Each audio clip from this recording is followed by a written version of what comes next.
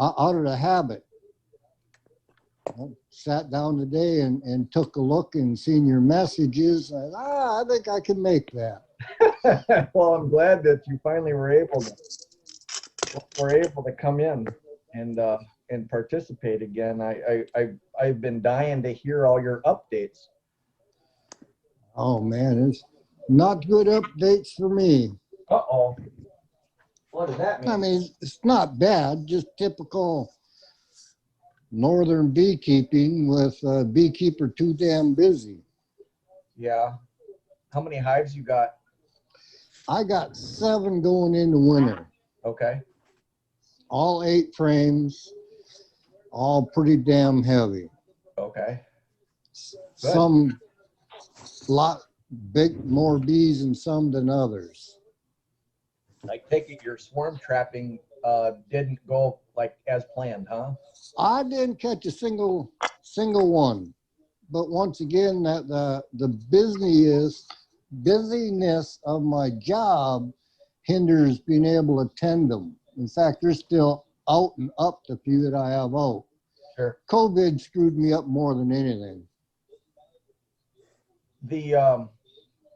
I was wondering if around here there are no swarms unless it's cast off from another beekeeper, like right next to it, like a commercial yard or something like that. That's where I catch all mine is from commercial guys. But I never see any swarms ever, just from feral hives or anything like that.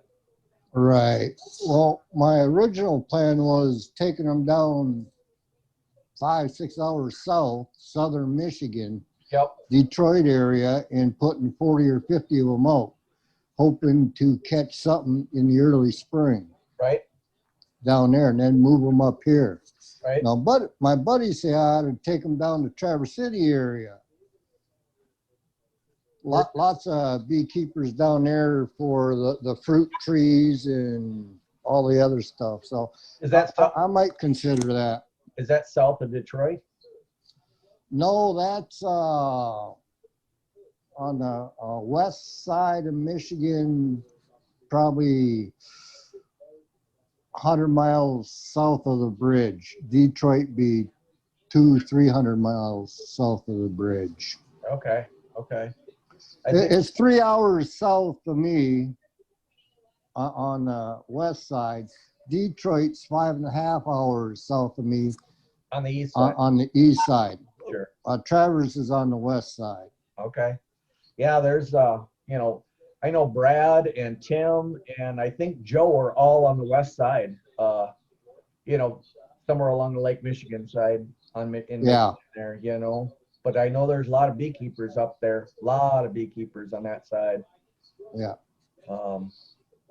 I've got 2 commercial guys within a stone's throw of me, so I just put my swarm hives up.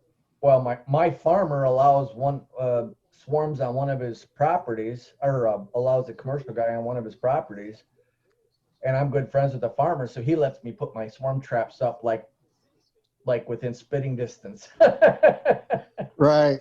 He's like, you're not stealing the guy's bees, are you? And I'm like, no. I said, these are cast-offs. Yeah, nothing to do with it.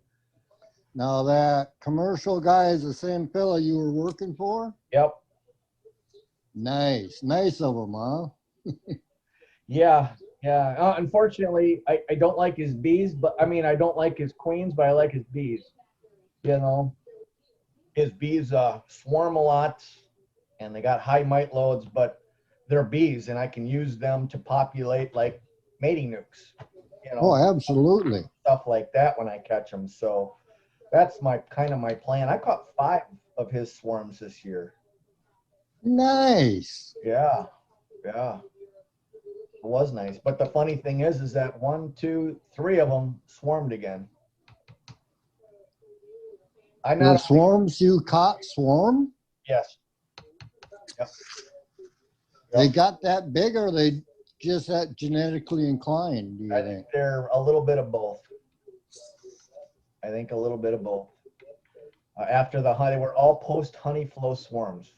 You know, right after Hey, the honey flow, they swarmed. so what time of year is that over there? August 1st. August. Yep.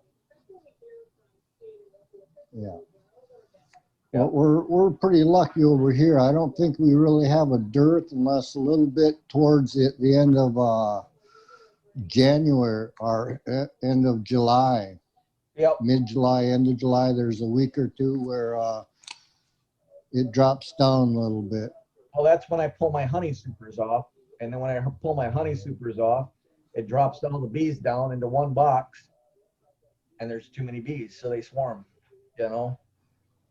So you got to either split them out right then or find them in the trees. You got two choices, you know?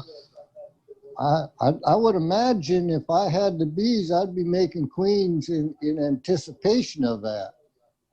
If my grafting would have went a little bit better this year, that's exactly what I would have done. But I made a lot of mistakes grafting this year, and you know, oh well, I didn't come up with a lot of queens this year, but you know, 10 or so I think I ended up with, or something like that. So, how you doing, Daniel? Oh, doing fine. Yeah, I'm off quarantine now. So, You were on quarantine? oh yeah, I had COVID. Really? Yeah, wasn't bad for us. My wife works at the nursing home here in town, Yep. and it got in the nursing home, and she had to do a lot of overtime because everybody was getting sick. Yep. And finally, she brought it home. Yeah, she got sick too. Oh wow. So it wasn't too bad for you? Not for me. Everybody in the family here had it. The youngest boy, he didn't even test positive. He went in for another test yesterday. His immune system is so damn strong and can't even get a hold. So Oh. he's my Stevens Point shot put thrower. Oh sure. Yep. Now, how old is he? He's 20 now. Is he back to? He's in school right here. Yeah, but he's doing online this year. Okay. Yet because of that, I think after the break though, he's going to go. You know, they're going to have their winter season, so he's going to go back into school then and be there for the rest of the year. Did you have a cough at all? Not really. No. I had a little sore throat for a little while, a little bit of cough. Lost your sense of taste? Lost the sense of smell. I was cleaning the garage one day and I found a can of old gas. I figured it was my saw gas, and I took a sniff out of it. Couldn't smell a damn thing. So I even stuck it in again and took a big snort and couldn't smell the can of gas. That was really funny. Yeah, maybe we should have the COVID guys be septic cleaners, huh? Or septic tank. Yeah. Yeah, hell, I was on a dairy farm for years, so I'm used to that kind of smell. True. That's true. Yeah. Mm. Did you finally get your insulation on your hives? Oh, yeah, I went out and did that this week. Yeah, finally went out and did it. Did you get another shot of oxalic on your bees? Well, I did it at the end of October, then I did it just before hunting season. I didn't feel like going out there again, so. Oh, no, I mean, I was just, so you did it. I did it twice already. You did it twice already. That I was just curious if you did it during a brood break or not. No, they were pretty much done. When I did it in October, I took a few frames out of a few of them, and most of them were totally bare of brood by then. Sure. There was just a couple that I found some brood in, and not much, but. Gotcha. I did it twice, so for whatever I found, all my sugar rolls I did this year, I barely found a mite anytime I did it, So mite counts were really low in my place this last year. So, Well, that's good. yeah. You all look great. I did oxalic treatment earlier this week. That was the first time I've done it. I did it since I put Apivar strips in August 1st when I pulled my honey. Yeah, so did I. And then I did a shot right then too, just to knock them back a little bit, you know. And Yeah. but I was gone for a lot of the fall. Yeah. And so I didn't get back till December. So I got a couple of days that were right around 40 degrees. Bees got a little looser cluster, so I used that as the time to give them the shot. And I'm going to guess that they were pretty well broodless, you know. Yeah. Time, you know, it's already December. I'm sure that if there was any brood, it's very, very, very, very minimal. And knock them back. And I gave it a double dose, actually. I was talking to Wayne, and he gave his a double dose too. Instead of that 2 grams, I went with 4 grams. Oh. There, you know. Yeah. Well, yeah, I do a little bit more than they say too. I put as much as that thing will hold, you know. Yep. And then I do my little wand. after I did that, then I did I put on my feeder shims, put on my sugar bricks, and then I also pulled out my entrance reducers and put in that hardware cloth. So I have full venting on the bottom, but I don't have any upper venting anymore. Yeah, I watched your little video this morning. Sure. Yeah. How about you, Floyd? I hit them with oxalic acid the last weekend in November. They're out flying, so I give them a good dose. That was perfect time then. Yeah, there had been no brood in there at that time, that's for sure. And I'd done formic acid in August. We had a very cool August, so it was late in August. I hit them with a formic. Gotcha. At 5 and 5. Had a really odd counts. I mean, nothing. One hive, I found 1 in, and I found out as many as 15 in other hives. The ones with very little only done the 10-day, left the 1 pad in. The ones with more, I done a double hit. So we'll see how that works out. Right, right. I didn't insulate mine this year. I just wrapped them with styrofoam or tar paper, no styrofoam. Didn't move them together. No upper vents. I put a shout or a medium on top with a styrofoam snug fit in there. That's going to be my feeder shim. Years gone by, I drilled holes in that. So, and I'm just going with about 1.25 inch opening on the bottom for ventilation. Okay. I've never seen moisture on the styrofoam blocks, and I open them up 2 or 3 times a month in the winter. Yeah, I have found thousands of bees on that styrofoam though. I have the Reflectix under my styrofoam, which kind of keeps them off of that styrofoam. When I put my feeder shims on and I pulled up my Reflectix and everything with no upper venting, all my tops were dry,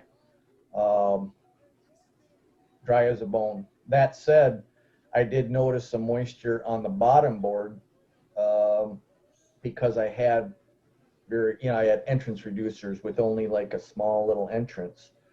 That's another reason why I opened them all up and threw that hardware cloth in. You know, I want to get that venting in there, get rid of that moisture that settles on the bottom there a little bit.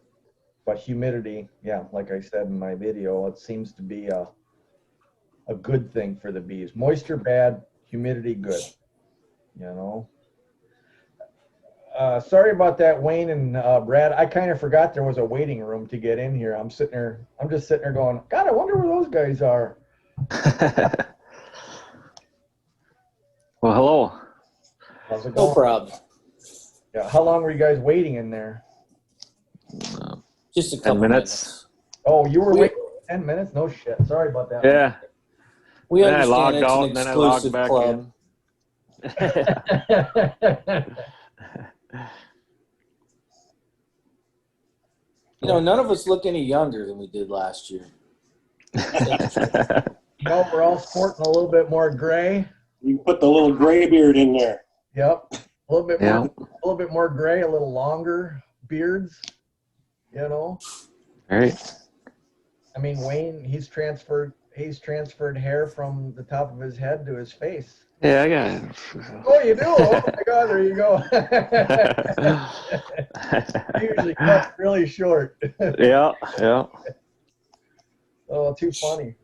So did you get, how about you guys, Brad and Wayne, did you guys get your oxalic acid a shot here after they went broodless, or?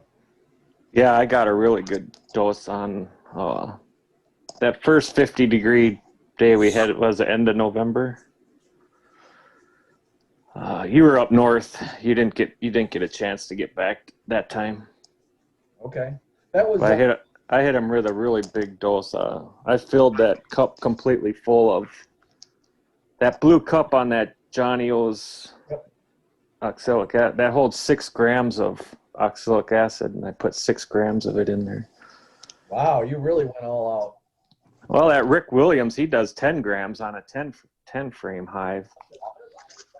And he says he gets a 21-day kill out of it.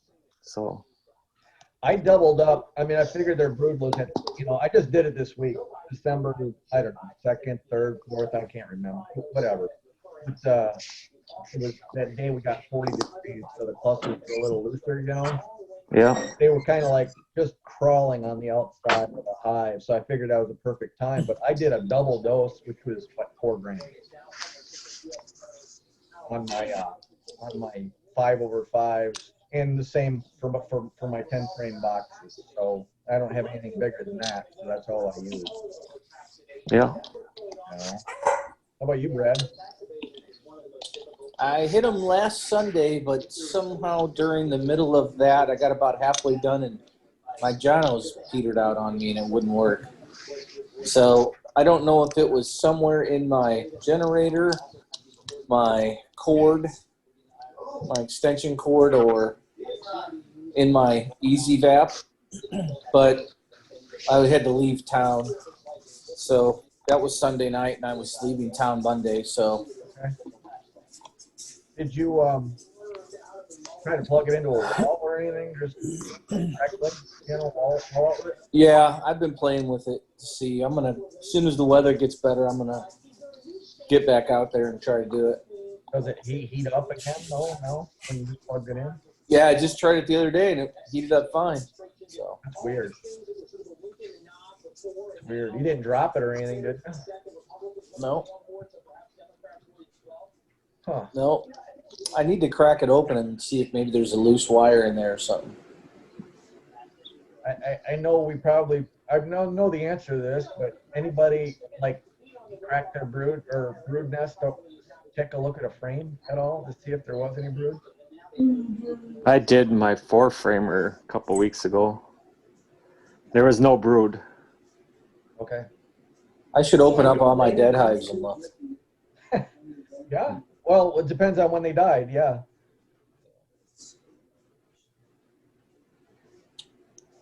Or did they starve out? No, You I think don't know what's up. Mite bombs or something? I think I had mite issues. So I'm not really a big fan of that mite away quick strips anymore. Personally, I don't think there was much of a mite kill, and I think it was better at killing brood. If you ever want to kill brood, go ahead, use it. Yep. That's what I told you, I said that's what I found out myself, that was several years ago. I swore I'd never use it. And then my boss, he went and broke some out. He had all this old slimy stuff that he had to use up or whatever. So we were throwing it in all of his hives. and we never make it back for 4 weeks, so I never know what kind of kill it is, you know. Yeah. So I don't have a clue how that works for him. I put that stuff in my hive one time. All those bees came pouring out of there. They didn't want any part of it. My queen shut down for well over 2 weeks. I'm like, no way. You know, when I put it in there, it was only 65 degrees. Now that during that week, it did raise up to 85 degrees. I can't help that, you know. It's going to be a bad year for me. Why's that? Well, I mean, just with my kill. How many hives? Oh, I've probably lost at least 5 or 6 already. Oh, you're shitting me. Oh, No. How Yeah, many- I think 5, at least 5 or 6. So, when do you have total? Maybe 26. I'm prepared to lose half right now. I'm that concerned. So, well, from there, you still should be able to recover. I'm not worried about it. There's nothing I can do about it. I know I'm going to go back to my earlier ways of doing things, but management issues, but Sure. I'm certainly done experimenting with all that crap. Right? What did you do different this year? I just, I strictly went with the formic acid. Oh, Just, I like to try stuff, right? You know Right. me, I like to try things, but I couldn't believe the damage, the brood damage, all the dead brood in that colony. And I mean, not just one, but many colonies. Like, man, a lot of people are really, they really don't have any confidence in their treatments anymore. Even the Apivar strips, a lot of people with Apivar aren't convinced of that anymore either. Now you have Amitraz or Mite Away, and that ain't working. I still think oxalic acid is the best way to do it, but I'm just going to have to go back to that brood break in June. And the best thing that ever worked for me was late June, 1st of July, pulling all my queens, waiting 21, 24 days, and then doing an oxalic acid treatment that day. And that worked really good for me. Yeah. So I'm just going to go back to that. I hate doing honey anyway. Yeah. Yeah, this is the plan this year, right here. What is that, Kevin? Oh, put your queen in there? This is a queen cage. Yeah, just, that video had described, like about 2 weeks before the end of your honey flow, you cage your queen for about 3 weeks. And the bees will still go crazy collecting honey. Your queen is still in here. She's not laying brood. And Wayne did it this year. He pulled all the brood out of his colony. But you can just do this as well. And then give them a shot of oxalic acid after all the brood hatch. And then just release your queen. And she'll go to town right after that. Have any of you heard of the cut down split? No. I haven't. Five Apple Farm, she says remove all your uncapped brood to a new location with the queen. All your capped brood, well, you got to leave one frame with eggs and young larvae in there. They'll make a queen, continue to make honey, and they'll go broodless, obviously, in that time. You can hit them with your oxalic acid, and that'd take care of it. The one, then 14 days later, you remove the old queen, put a queen cell in there, and they'll almost go queenless or broodless. Yep. And you hit them, and you don't lose it. You actually gain your honey production because your big hive with all the flying bees continue to collect the nectar. Yep. You double your colonies and pretty much knock out your mites with them brood breaks. That's pretty much a version, kind of like the same version on a theme from what Brad's doing, or Brad did last year, and what Wayne kind of did this year. Wayne, you pulled out all the brood. Yeah, I took out all the brood, and I was gonna hit them with oxalic acid, but I didn't. I think I was just lazy. It's hot and humid, I suppose. Yeah, but just the act of taking out all the brood, you get 80% of the mites out of the hive. So then I put all that brood into nukes and with queen temp strips, and then let it all hatch, and then I oxalic acid them and put new queen cells in there, and that worked real good for them, I believe. Did you do a wash afterwards to see if it was effective? I did a wash on my production colony and got 4 in one and 6 in the other one, and in them nukes I got 0 in them nukes. All right. Yeah. But that was all pretty much right before I hit them with Apivar too. That was because I did it right beginning of July, right before, we still had a couple weeks of flow left. There's still enough bees to, like you were saying, they go out, they keep collecting honey, and plus they're not feeding any brood. Right. So then you keep getting more honey. Yeah, it's So increased kind of, volume of honey, and just what Brad wants, more honey. yeah. If I would have just hit that production hive with the oxalic acid treatment before I put all the supers on, I probably would have washed a lot lower, I think. I'm changing the name of my YouTube channel, by the way. What's it going to be now? Brad the Bad Beekeeper. Get the heck out of it. You were more successful than, man, I was so impressed with you this year. Yeah, you had a... Yeah, it's not, yeah, no. Humble pie is for you dinner. did great with your queen rearing. Well, it's not a lack of trying. You tried. Just the product didn't work. Yeah, I mean, I could have spent all my, final moments of the season trying to fix the problem, but it was just so bad. I was like, yeah, well, whatever it ends up, it ends up. But I got tons of frames available right now with free honey and stuff in them. Yeah, I noticed you got a little depressed there. You had to take a break from beekeeping. I think that frustrated you quite a bit, didn't it? I'm a little frustrated, but I tend to, this time of year anyway, because I gear up for hunting season. Sure. I like to archery hunt and stuff, and that's been horrible too, by the way. But me too. I went for 2 months. Yeah.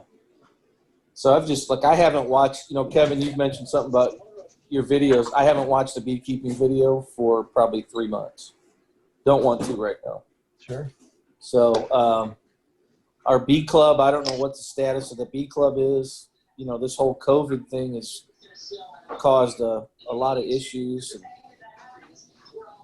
nobody wants to be, board members of the club. Last year I was the president, and and I was like, I don't want to do it this year. I'd like somebody else to do it. Oh. I'll support them, but you can't have 2 or 3 people keep a club going, right?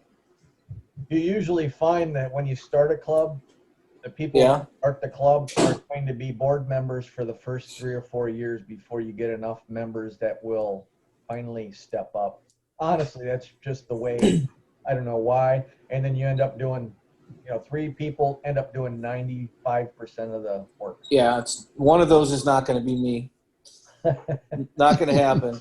I got other things too, but if it folds up, it folds up. Most people just really just want help. Sure. And I'm like, if you want help and I know something, I'll help you anyway, if we have a club or not. But I think a lot of people join the club.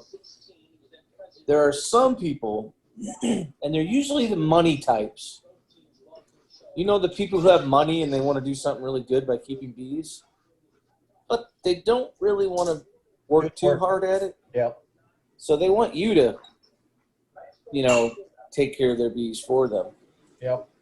And sometimes they'll even offer you pay to do it. But, it's like, man, if you don't,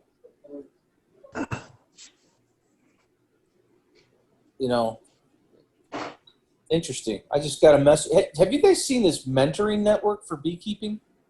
No. No. Somehow or other, I don't even know how it came up, but I don't know if it's associated with the club or something, or a Facebook group or something. But there's this, you can be a mentor or get mentored by somebody, and I just got a message from somebody asking if I would be interested in mentoring them. So. Well, there you go. You were just talking about it. I know, that's funny. It just popped up as I was sitting there talking about it. And anyway, so that's the story, with everything, and it is what it is. But How did you set up your hives this year, Brad? For wintering? Are you insulating? Are you all that? I'm doing almost exactly the same things I did last year. The only thing I didn't do is I did not feed at the end of the year at all. I left a lot of food. So I just left honey. Okay. And I did not, I'm trying to get to the point where I don't even feed at all if I can. But, that's where I'm trying to get to too. It's hard, but it's just, feeding is just a pain in the butt. It is. So the other thing that could be for me is maybe I just went to too many colonies for what I could manage. So my wife and I want to do some other things. So, I'm probably, if I scale down to half the colonies anyway, as long as I can sell some nukes and also keep doing queens for the commercial guys, because I got 2 commercial guys now that want to buy queen cells from me. Yeah. So as long as I can keep that going, that might be all I end up doing this year, and then I don't really have to worry about honey so much. Are you doing any kind of selecting with your queens at all? Well, I'm not going to have many choices this year if things keep going the way they are. Maybe that's one form of selecting right there, Kevin. Yeah, they're all survivors. Form I'm like a resistance. I'm taking the treatment free route, right? The let them die, and whichever ones live, But yeah. Have you guys seen this? There's a very colorful dude from Michigan on the internet, and he's a beekeeper. He has one of the most terrible personalities, but I seem to always end up watching his videos, and he's called Peaceful Mind. Okay. Hopefully it's not one of you guys in the group. But anyway, what's that? Have to look for it. He has comments turned off on his videos, but he has one video is basically like, this is why I'm the best and nobody does it better than me. Oh Jesus. And like Go. this. Oh, I think I did see that guy. This dude has like 100 10-framed colonies, and they sit all around his house, and then he built a room on his house. And he's kind of anti-government, so he's got a little bit of that going in there. And then like he bought some Russian queens from Foley's at some point in his life. Okay. And he just, like, they did not do good for him, right? And he just, every video has to somehow or other trash. This is why you don't buy Russian bees from Foley's. They suck. They're not worth it. And then it's like on and on and on. And then he had like a horrible success rate with formic acid. And so he'll bash that. Everything is like somebody else's fault, But he'll move his bees into like this winter room with that he's built. And he'll just open the door and the bees will just fly out and all kinds of funky stuff, But his videos are hilarious. Like, they're so funny, and his attitude is so different. Like, he's just got just kind of abrasive, you know. Sure. But it just cracks me up, though. It's no wonder his comments are turned off. You know. Wow. I don't. Yeah, he built a pretty good size addition for his bees. His wife's allergic to bees. So you know this guy, Floyd? Oh yeah, I watch him. Okay. Did I give an accurate assessment of him though? Yeah, you did. Okay. He's pretty comical. He'll take his small hives outside on nice days so he can have cleansing flights. Always puts them in the same spot so they know where to come back to. Yeah, it's pretty comical. He's really dedicated to his bees, that's for sure. I will give him that credit on that. That is true. The Foley queens, a lot of them were dead when he arrived, and most of them didn't survive in the installation. Yeah. They came in a big battery box, I guess, and he's saying that they covered up the screen in transit, so a lot of them just died from overheat. Yeah, but that's not Foley's fault. Right. Yeah, I don't trash an individual. I trash a whole state, like California. You know?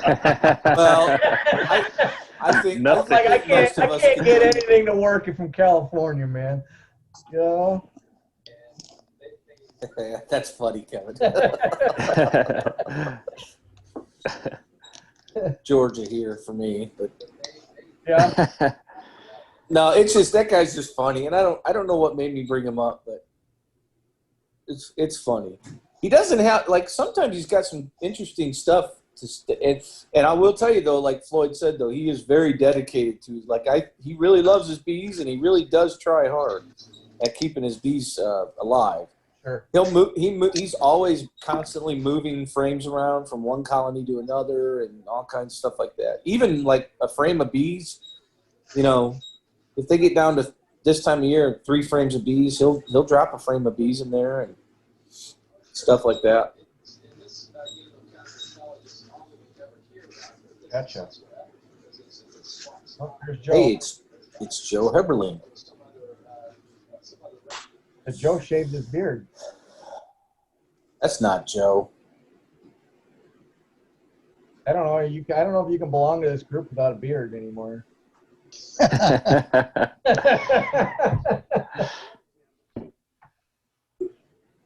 Did you say beard? Because I think he just had one, didn't he? Yeah, I think he did. Hi, Joe. You hear us? Yeah. I didn't know how long. I don't know how long you've been in the waiting room. I apologize. That's all right. It was on my end. I wasn't signed in Oh, okay. to Zoom. Okay, I gotcha. We all kind of went through and told everybody how our bees are doing and how our mite treatments went for the fall. So maybe you can tell us all how your bees are doing and what you did this fall.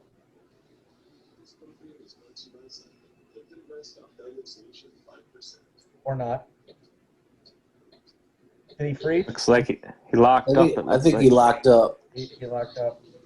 I don't know if you guys are aware of this, but sometimes if you turn your camera off, then you might get more stable. Okay. I mean, I think he just tried it. we do WebEx classes all the time at my company, and so sometimes we tell guys that are, spectators, if you turn your camera off, that will help. Yeah. Okay. Can you hear us again, Joe? Yeah, I switched to internet. We're in the middle of a snowstorm, and I got satellite internet, so I think that was the issue. I gotcha. Satellite internet, man. I remember those days. Yes, that's brutal stuff, man. Yeah. Stuff. Kevin, do you install that? No. So yours are you doing satellite now, or are you doing? I was doing satellite. I'm not doing it anymore. Oh, are you going back to commercial beekeeping? You really missed that commercial beekeeping, didn't you? Oh, Those working at let's extract honey at 2:00 in the morning today. God. Yeah, no, I didn't miss that one bit.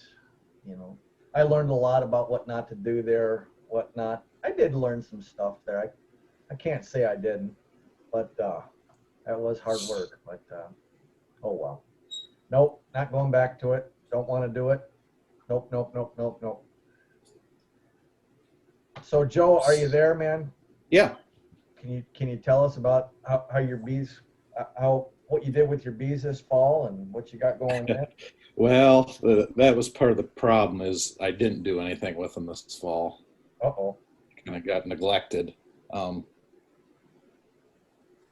I kind of made a mistake last year doing all that queen rearing and trying to make maiden nukes. I kind of depleted a couple of my hives, Yeah. and they never recovered. So I lost one, and then the other one's actually still living, but it's actually down to a single right now. And then I don't know what happened. I lost another one. It was actually that swarm I caught. I don't know if you guys remember me posting pictures about that last year. It was pretty big. But it was my top honey producer. Took the honey off, put my apivar strips in, and a couple weeks ago was in there to button them up, and they were gone. Not a bee in there. So, Was there any honey in there? nope, it was all robbed out. There was a bunch of wax cappings, chewed up. I don't know if you caught one of my videos was just my observations on different kind of species of bees, kind of what I'm seeing over the last 5 years. But the Italians that it's the ones that I catch in swarms. It's the Italians. They brood up real fast. They produce a boatload of honey. They put all their honey up in the supers, and their brood nest is pretty much devoid of any honey, not very much at all. And when you pull the honey, they literally have nothing left. Versus a carniolan, which will put, half of what they store up top down in their brood nest. So when you pull your honey supers off, they're still okay for a long time. They love honey around their brood nest, but Italians, for whatever reason, what I found, then they'll starve out, and in no time. I mean, you're just like, you turn around, and you're like, what the hell just happened here? Yeah. So and I caught 5 swarms this year from my old boss. They're all Italians, and 2 or 3 of them swarmed again, like after the honey flow, and 2 are completely dead. They didn't have a drop of fucking honey in them now, and the other ones were so low on. And I put syrup on them. They're just so active. They burned through all their stores. One had 5 frames of bees and no honey in it. Wow. That was just this last week that I checked them, and I'm just like, holy shit. So I had to scramble and find some frames of, honey to put around them to try to save them somehow, Yeah. But I'm really a bigger fan of the carniolan just for wintering and knowing they just know how to winter, I guess. They're storing a lot more around their brood nest versus up top or wherever, and they're not near as active. My carniolans, I opened my hives up, I looked in, and they're just in between the frames, and they're not moving, and I'm like, are they dead? And then they start kind of like moving around a little bit. I pulled a hive off of those Italians, and they're wide, and they're flying all around, and they're just so active. I just think they burn through their stores just so much quicker. I agree with that. They just haven't learned how to do they're so used to being down in Florida, I guess, Everything is based on the heat down there. they haven't really switched on those genetics to get ready for winter, that kind of thing. That's just my take. I don't know if I'm right or wrong or what. It's just my observation. How's the honey compared with your Carnolians compared to the Italians? The Carniolans don't produce as much honey. They produce the same amount, but more goes into their brood nest. You know, they store more in their brood nest, so less goes up into the supers, where the Italians, almost all their honey goes up into their supers.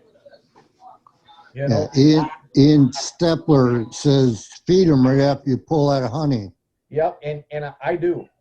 This year I did, and still, they're so active during the winter months that they just burn through that stuff.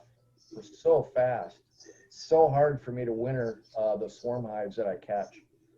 Carniolans, for some whatever reason, in the spring, I still have 30, 40 pounds of honey on the colonies. You know, they slow play their stores. They still will go after the sugar if you put it on there, but that's just, you know, like I said, my observation. You know, Ian, it's hard to go from Ian Stepler because you gotta, you know, everything is for him is so controlled in that shed. You know, the temperatures, you know, they don't go out and they don't fly. It's all, and number two, I think most of his bees are Carniolans. They're all dark bees for Ian. Either that or what, Russians or something, I would guess. Well, he was getting a lot of his queens from Hawaii, but the last few years he's been raising his own. Right. Yep. So whatever I guess he's got his own breeding program. Most of his bees would be whatever he's putting together there now. In California, the OHB colonies, they were raising Carniolans and Italians both. So I'm going to guess that he went with Carniolans. Well, Kona's a big producer on Hawaii, right? But they're Yep. Carniolans, aren't they? Aren't they those New World Carniolans? No, they're not New World. The OHB or whatever the heck it is. That's Oliveras, somehow. Oliveras. Yeah. Yeah. I think that they have a thing out there in Hawaii, you know. But yeah, I think some of them are Italians. They do them both, actually. But they're open mated and all that kind of stuff. So honestly, you're really kind of getting mutts. I don't care what queen you get. You're probably getting a little bit of a mutt in there, you know. I was watching a Deborah Delaney video this morning, and she's like, I've seen completely yellow queens. She goes, I dissected them and did a mitochondrial DNA analysis on them, and they were almost all Carniolan, but they were bright yellow. And she goes, so you can't really look at a queen and go, yeah, that's Italian and that's Carniolan. She just tells you, look at the, you know, how does the bee perform? You know, if it's doing well and producing good honey and surviving winters, that's the queen you want, you know. And Kevin, I'm looking at Kona Queens, Hawaii. Yep. And they do Italians and Carniolans too. That's what I thought, yeah. Somebody told me the best queens they ever had were from there. Very well could be. And that was somebody in Virginia, I think. Very well could be. Absolutely. And I think when you order from them, you have to order like a lot. Yeah, you have to order quantity. Yeah. Anything shipped from Hawaii, I would imagine. So can you imagine what the shipping would be from Hawaii? Holy smoke. So it looks like the minimum is 25. Yeah, I don't think any of us can afford that kind of. Oh, come on. Just sell a couple nukes. That Stratian Apier, that New World Carniolan that I bought 4. And that was $208 for 4 queens.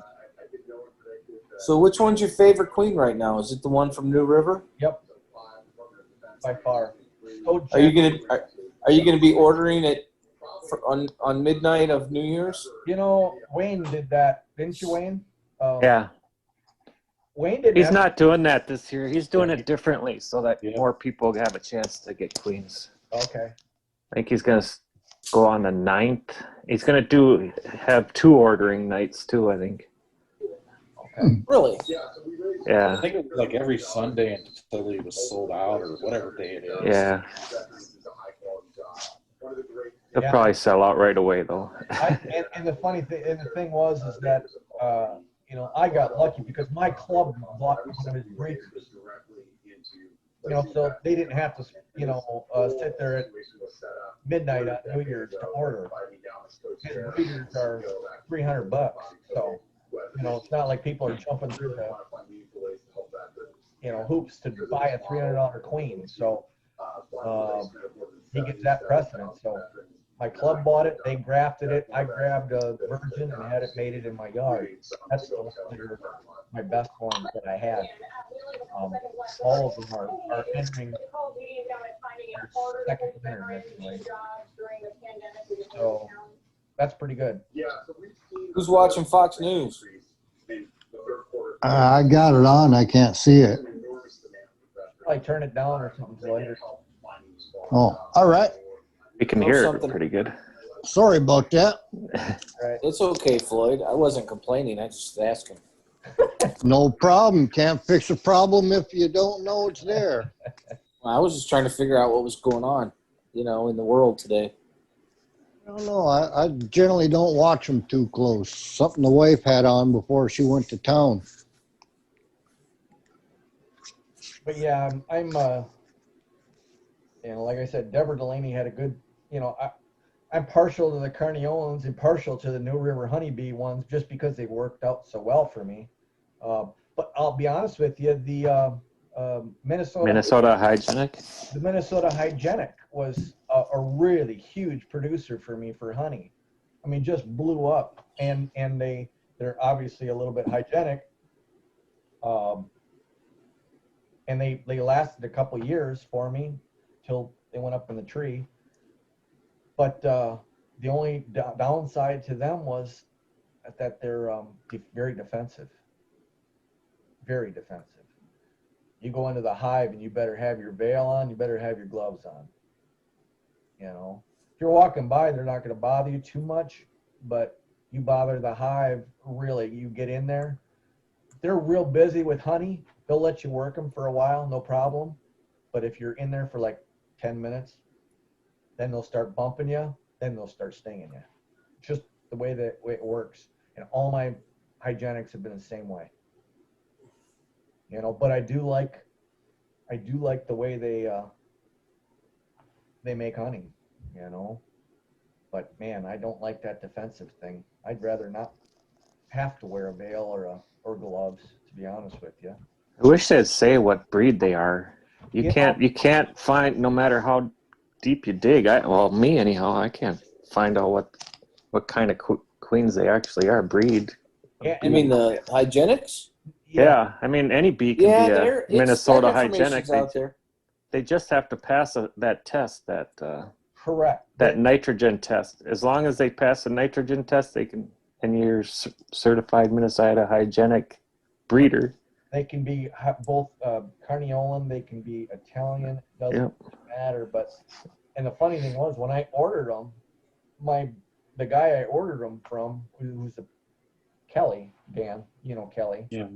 You know, he's like, yeah, you can order Carniolan Minnesota Hygienics. I mean, I have to take his word for it that they're Carniolan Minnesota Hygienics. What do I know? You know, they were a darker queen. So, but you know, Sue Kobe never. Was it? And not Sue Kobe. The other one. What's her name? Yeah, Marla Spivak or something like that. There you go. That's the one that did the Minnesota Hygienic. She never specifies in her papers what, you know, breed that she used to make the Minnesota Hygienic. But Wayne, I think you got a point that I think that's all they got to do is pass that frozen crude test. They pull out Hygienic, yep. Yeah, that to demonstrate the hygienic behavior, they breed from that, and then whatever it is, kind of it is. You know, if it's Italian that does it, then they call it Minnesota hygienic, and if it's, you know, I can't answer that. It's very hard to My Minnesota hygienic daughter, so it's a mutt, came through the winter last year, and I put her in a production hive this year, and she just phenomenal. Just Isn't that amazing? stacked up the broods. They're just hoarders. I don't know what kind of bee it is, but they're hoarders. Pollen, nectar, brood it's really good. Are they defensive on you? During the dearth, they get to be, yep. But when everything's fine and dandy there, I don't have a Aren't problem. most bees like that anyway, though, during the dearth? I think most are, but I think these are. so I have some in my yard that don't mess with you even during a dearth. Right. Yeah, my New River Carneolans. Man, I'm serious. I open that colony and the bees just walk around the, you know, and then some are just so jittery and run around. Minnesota hygienics were like that. They're a little bit more jittery on the comb, you know, nervous on the comb.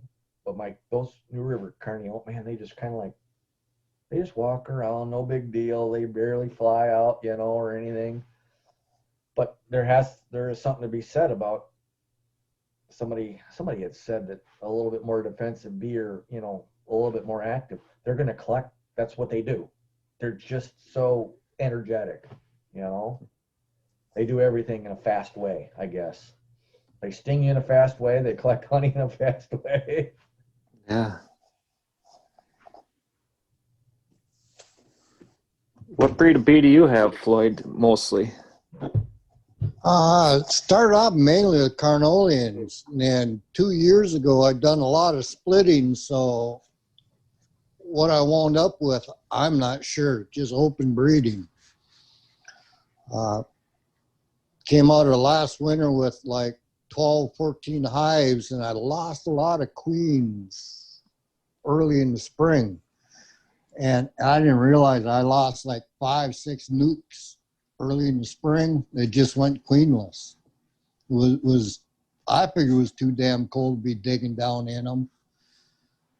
So mainly Carnolians, but they don't look very Carnolian. Only got one jet black queen I seen this spring. Never seen her again, but she wound up being one of my biggest hives and the biggest honey producer. But I wasn't much of a beekeeper this year. I was just too damn busy. Sure. No excuse. Hey, life happens, man.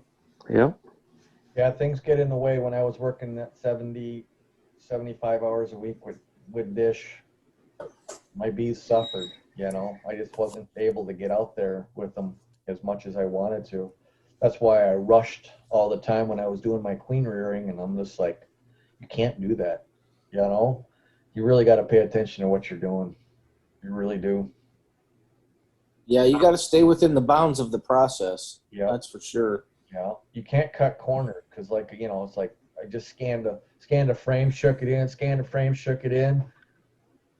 Well, there was a queen on there, you know, and then all of a sudden I had 28 great cells, and I put it back in, and, you know, 10 days later I go to pull all the cells and they're all dead, and I'm like, what the hell? And then I pull up a frame and it's all full of brood, and I'm like, uh-oh. You know, and there she is, bright, shiny green mark on her back. She's like smiling at you. Ah, gotcha. Fuck. You know? Yeah, a shaker box is suggested in that stuff, isn't it? Run them through a queen excluder, putting them in there. It is, but I didn't have one for a 5-frame nuke. I had my shaker box was for a 10-frame. So if I had shook bees in my shaker box, then half of them would be on the ground. So that was, you know, should I have cut up a plastic queen excluder, made one out of a, you know, out of a nuke? Yeah, I should have. Yeah, I should have. But again, I was like cocky, you know. I'm like, she's marked. I know what she looks like. Good whack, you know. She was hiding. She had her, as Michael Palmer said, she had her cloaking shield on. Yeah. Well, Yeah, middle of summer, most of my hives went broodless. Couldn't find the queens. 2 weeks later, they're right full of eggs. I have no idea what happened. really? Yeah, it was really strange. Other people around here had the same scenario going on. People who kept bees for a long, long time, they said they'd never seen anything like that. Didn't correspond to any treatments or any cold weather or rain or anything like that. Sounds environmental to me. Yeah. Or, Yeah, or it could be, yeah, like poisons, right, Brad? Is that what you're going with for? Well, I mean, it could be. I mean, who knows? Could be anything, really. yeah. 4 or 5 beekeepers in the bee club said they had similar things happen. So it had to be environmental. It couldn't be a spray because we're scattered across 40 miles. Unless it was just some freaking nectar flow or dropped off, some strange dearth. But I was beginning to panic. What happened to all my damn queens? A couple weeks later, man, we're just full of eggs. Everything came back just strong.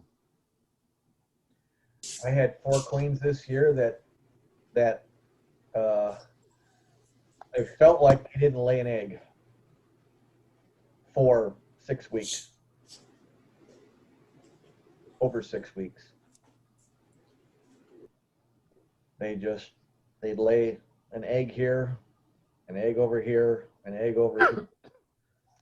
And I gave them every opportunity, and then one by one they started to disappear. And then I had one left, and I finally gave her the hive tool test. Whack.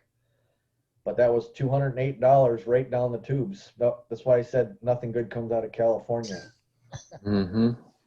You know, I don't know if they got overheated, you know, on the trip here, which can absolutely be a factor. I don't know if they were just, I know that they had a lot of problems mating queens in California this year. They had some kind of a dearth or something like that, from what I understand. Big dearth. So I don't know if that had anything to do with it. Not a clue. All I know is I flushed $200 down the drain. But again, it's not like they were laying and then stopped. Like you ran into, Floyd. I couldn't answer what that would be. I had one hive kind of like that, Floyd, this year. There was no fresh brood at all, no eggs, no larvae, nothing but cap brood, and there was 2 queen cells. So I thought, well, maybe she's getting ready to swarm, or she did swarm, but it was weird that there's only 2 queen cells. So I left it alone. Came back a little while later, and I found a dead queen outside the hive. I thought that was weird. So then a couple of 2 days later or whatever, I inspected again, and my old queen from last year, you know, she's marked green.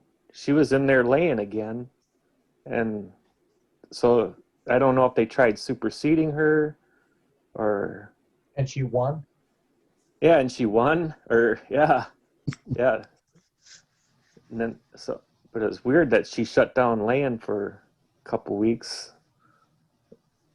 Yeah, I didn't have no queen cells. At least I didn't see none. Like I said, it was 4 or 5 of the hives. Half my apiary just shut right down. They all went way down on brood, but some went literally broodless. I wonder if that corresponded to like maybe some type of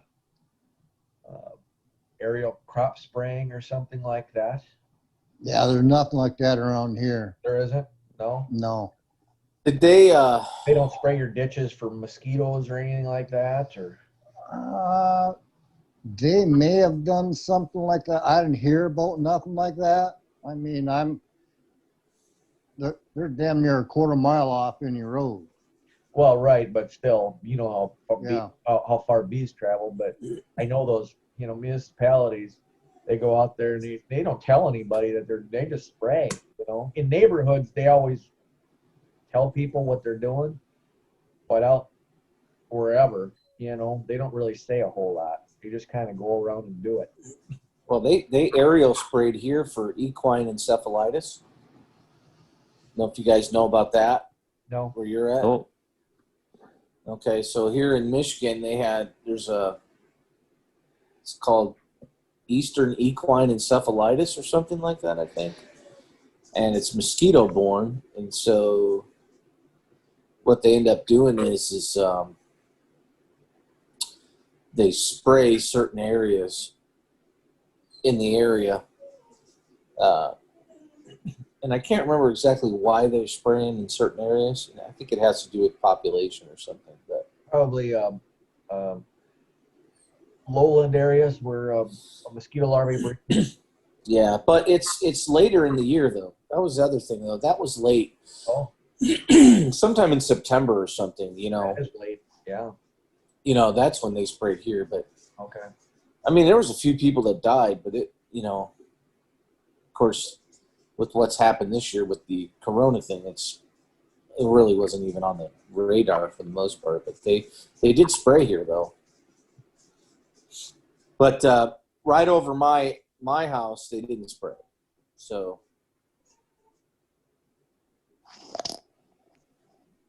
anyway, I know those guys come from like whatever True Green or whatever, the lawn sprayers.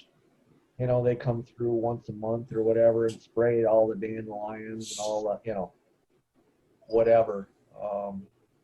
They spray it one time with a spray and then they throw granules like after that if needed.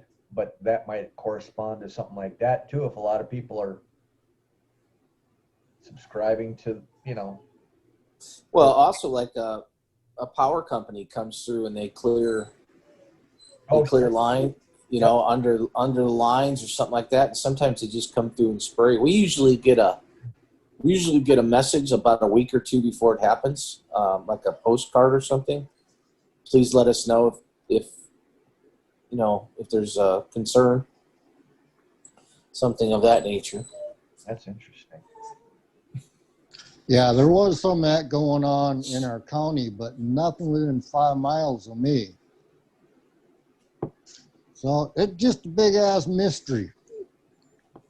Yeah. But all the hives came back. Only had one building a super procedure cell. Other than that, it was a pretty damn slow year for me. Like I say, I wasn't much of a beekeeper. I was more of a bee haver this year. Hey Joe, Wayne is doing what you did last year with the double insulation and the syrup and all that kind of stuff over winter. Except Wayne's got 6 colonies in one coffin. 12. That he's doing it to. Yeah. Or 12. I'm sorry. Yeah. I keep saying it's 6, but yeah, it's 12. They're 12 4-framers. Is it 4/4 or just 12 4-framers? Just 4 frames. Yeah. Okay. Oh wow. Yeah. Oh, that'd be cool. Yeah, they're doing real well. One is a laying worker.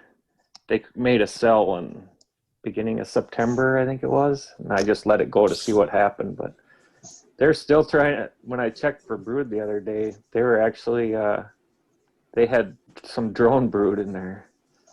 There's only a handful of bees. So you got They're raising drones. you got 11 out of 12 colonies going right now. Yep. I gotcha. Yeah. Are they taking on the syrup like? They did at first, but they just stored it. And now they go up there every once in a while. I'll see them up there, but I dumped out. I had some light syrup on there before, and it started fermenting. So I dumped that out, and I made 2 to 1, and then I made up some what do you call them? Essential oils, that oil mix. Yep. apparently that essential oil stuff is supposed to help fight the mildewy, antibacterial. Yeah, So I put that in there too. So that's what's on there now, 2-to-1 with a little bit of that, so it won't ferment. But when I looked at them, they stored they got plenty of stores. The 2 outside frames are completely full of capped sugar water, and then the top 25% of the frames of the middle frames are capped. So far they're doing good. They're not like Rick Williams where they're up in there drinking. Like, I don't know why his situation is different where they consume so much. Well, isn't he more south than you? He's in Ontario, Canada, I think.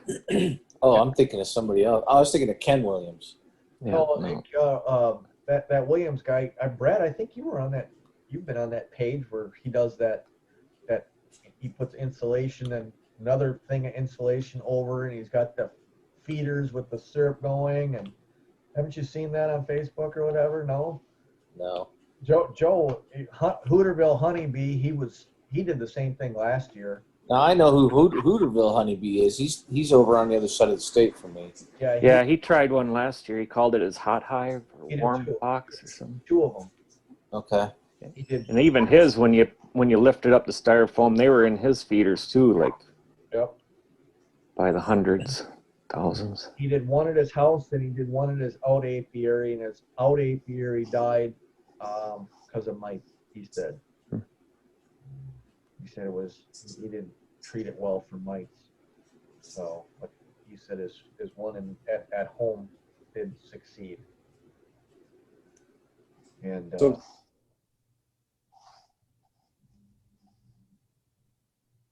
but how much is that going to cost you in syrup? I wonder over a winter to keep them going. Well, I only fed them the 7 gallons of 1-to-1, and they didn't. I guess this is the 3rd time. The first time was in like October, and they drank that up fast. I think that's what they stored. See, What was that? when you asked about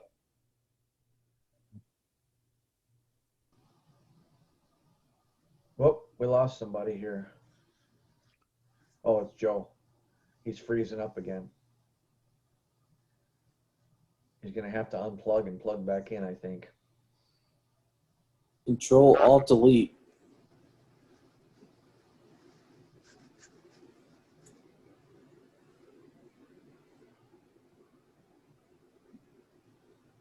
Yep, he just unplugged. So what do you guys think about Mite Bombs? Do you buy into it or not? As far as Mite Bombs. As far Do you as think that what context though? yeah, a locally treatment-free beekeeper bombing your bees with his mites? I think there might be a little bit of drift, but I think that's a little overblown. Well, I think what they're saying is when your bees go in to rob out the dying hive, the mites climb on your bees and come back. Correct. Yes. Yes, that I would concur with. If your bees are going in that hive and robbing the shit out of it, absolutely. But other bees flying out and going into your hive, and I don't know if I buy that or not. I've had one hive abscond in the fall because of mites. Whether they stayed as a group or they just went out and found other hives, I don't know. That would have been a hell of a mite bomb if it had hit 3 or 4 neighbors within 5 miles. Usually when they abscond, they literally they know they're sick, and they literally, it's not like they go out in one big group.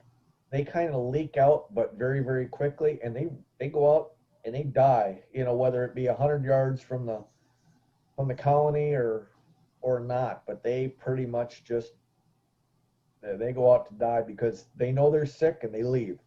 That's it. I had one colony that actually you could call it absconding, but they did it in the wintertime. I mean, it was 10 below and I had bees flying. And I never could understand what that was about. Well, they were sick. You know, they were mite sick, obviously. And they would just fly out, land in the snow and just die.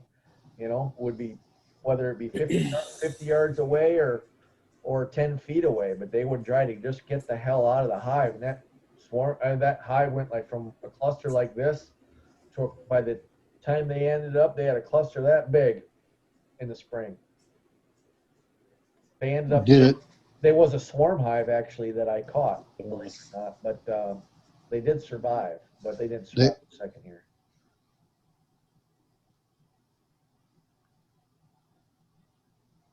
Go ahead. Yeah. Survive that. They get the cluster too small too quick, Yeah. and what's left freezes. Yeah.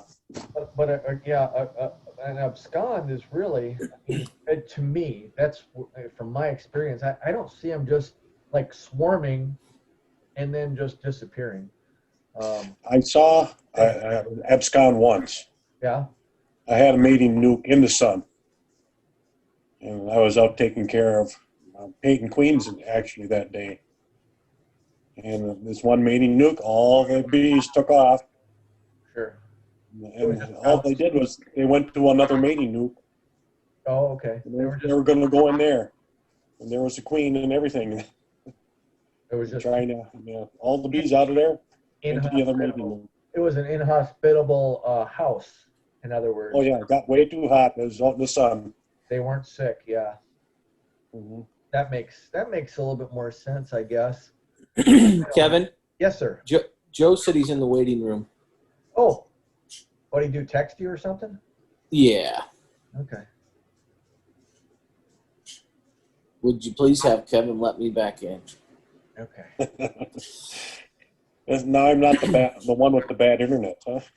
The reason why I asked about the mite bombs is because it's a big deal around here. So a lot of people out this way are pretty heavily influenced by the Michigan State folks, Okay. you know, and the information that they put out. And so, of course, everything about beekeeping when it comes to the universities is pretty much related to mites anymore. Yep. It's all they ever talk about. Like COVID. And COVID on the news. Yeah, I get it. yeah. But anyway, so I know that somebody came and bought a queen from me last year, and I found out he's about 1.5 miles, 2 miles from me down the road, and he's a treatment-free beekeeper. I don't know if he still has bees or not, but his first year he got about 50% of his bees through the winter. So I'm just curious if perhaps maybe I had issues related to that, but. The president of the other club, he got mad one time because he had just treated all his bees with oxalic acid. Okay, this was in July, maybe. It had to have been like end of June, July, something like that. And he had just treated all his hives with oxalic acid, and they brought in all these bees to pollinate cucumbers, like just 80 acres away from them or something. Commercial guy dropped off a bunch of his colonies, and then he ended up having all these mite problems later on in the year, and he blamed the commercial guy for not treating his hives, and then having mite bombs hit his hive, re-hit his hive. Then I'm like, at the time I wasn't a very knowledgeable beekeeper. I was pretty new at it, so I really didn't have a suggestion. But now thinking back on it, oxalic acid, as you know, doesn't work very well. No. When you use that. When you have brood in July, Yeah. It doesn't. So that was probably his error more than the other guy, you know, the commercial guy dropping his hives 80 acres over. But in Brad's case, he might have did a good job treating for mites, and then later in the fall, they went over and robbed his neighbors and brought back the mites, probably, huh? Yeah. If you had a I mean, treatment-free neighbor I'm looking close for by. I'm looking for somebody to blame other than myself right now. So if you Here's guys want to confirm my, Yeah, I buy you it. know, yeah. Here's the deal. That could happen. Here's the deal with that. Let's say the guy's hives died sometime in August or whatever, and your bees went out in August and collected all these mites, and they came back. How long would it take for those mites to populate so hard to kill your colony? How Well, long? they say they double in 1 month, don't they? Right, but Brad's talking. Yeah, I'm saying, Kevin, probably, you know, I think it'd be noticeable by October, you know, something like that. I'm not sure that, you know, 2 weeks after that it's going to be, because it's not just the mites itself, it's the diseases that come with the mites. And so, Yep. you know, Yeah. that takes a little bit of time. But, you know, I was seeing some real crap, you know, back in, when did I treat? August? I don't know. It's, Did you test for mites after your treatment? Do a wash? some places I did, but not very much. Floyd, like you, I was not as diligent as I should have been. So I'm not a big yeah. There's no way that I can talk educated about mite treatments, given the fact that I don't ever check for mites. well, the thing about it is, for me, Kevin, with what you're saying, Yeah. if I did it according to the way that all these people say you have to do it, I would just quit beekeeping. But it's, at that point, it's no fun. I mean, that's just it. I mean, that's the way I see it. I don't want to be a mite keeper. I don't want to have my life dedicated to mites. That's just it, you know? And so if it, and honestly, you know, when you talk about that Ralph Jones dude on YouTube, you guys know Ralph? I love Yep. Ralph. He's pretty cool. Really, really neat little Southern dude. But you know, his thing is now is he's kind of done with bees. Like he's sort of like, you know, been there, done that, tried to do what I could, and you know, he's keeping some bees now, but he's not studying them like he was at the time. And it's just based on the fact that there's just too many obstacles to it right now. Yeah, there's a lot of obstacles. I guess that's the challenge for me, and that's what I love about it. I do. But I'm not. I kind of understand that. I'm not in it for the science. Don't get me wrong. I do like the challenge, you know, because I don't like failing. I mean, I really don't, you know, and I'll do everything I can to learn what I can about how to keep those bees alive all year long. And so far, I've done pretty good, you know, without, you know, doing my shakes like I should, my mite checks like I should. But I do treat, and I do treat at specific times, and I do alternate my treatments. You know, I do apivar strips in the spring. I do, you know, plus I give them a shot in the spring of oxalic just to knock it back before I put the apivar strips. Then I pull the strips out in July. I'll give them another shot of oxalic acid. Even with the honey supers on, I literally just take the honey supers off, give them a shot, and then in the fall when I pull the supers off, apivar again, and then just now when they're broodless, oxalic acid. You know, so far my hives look pretty damn healthy. I don't know, you know.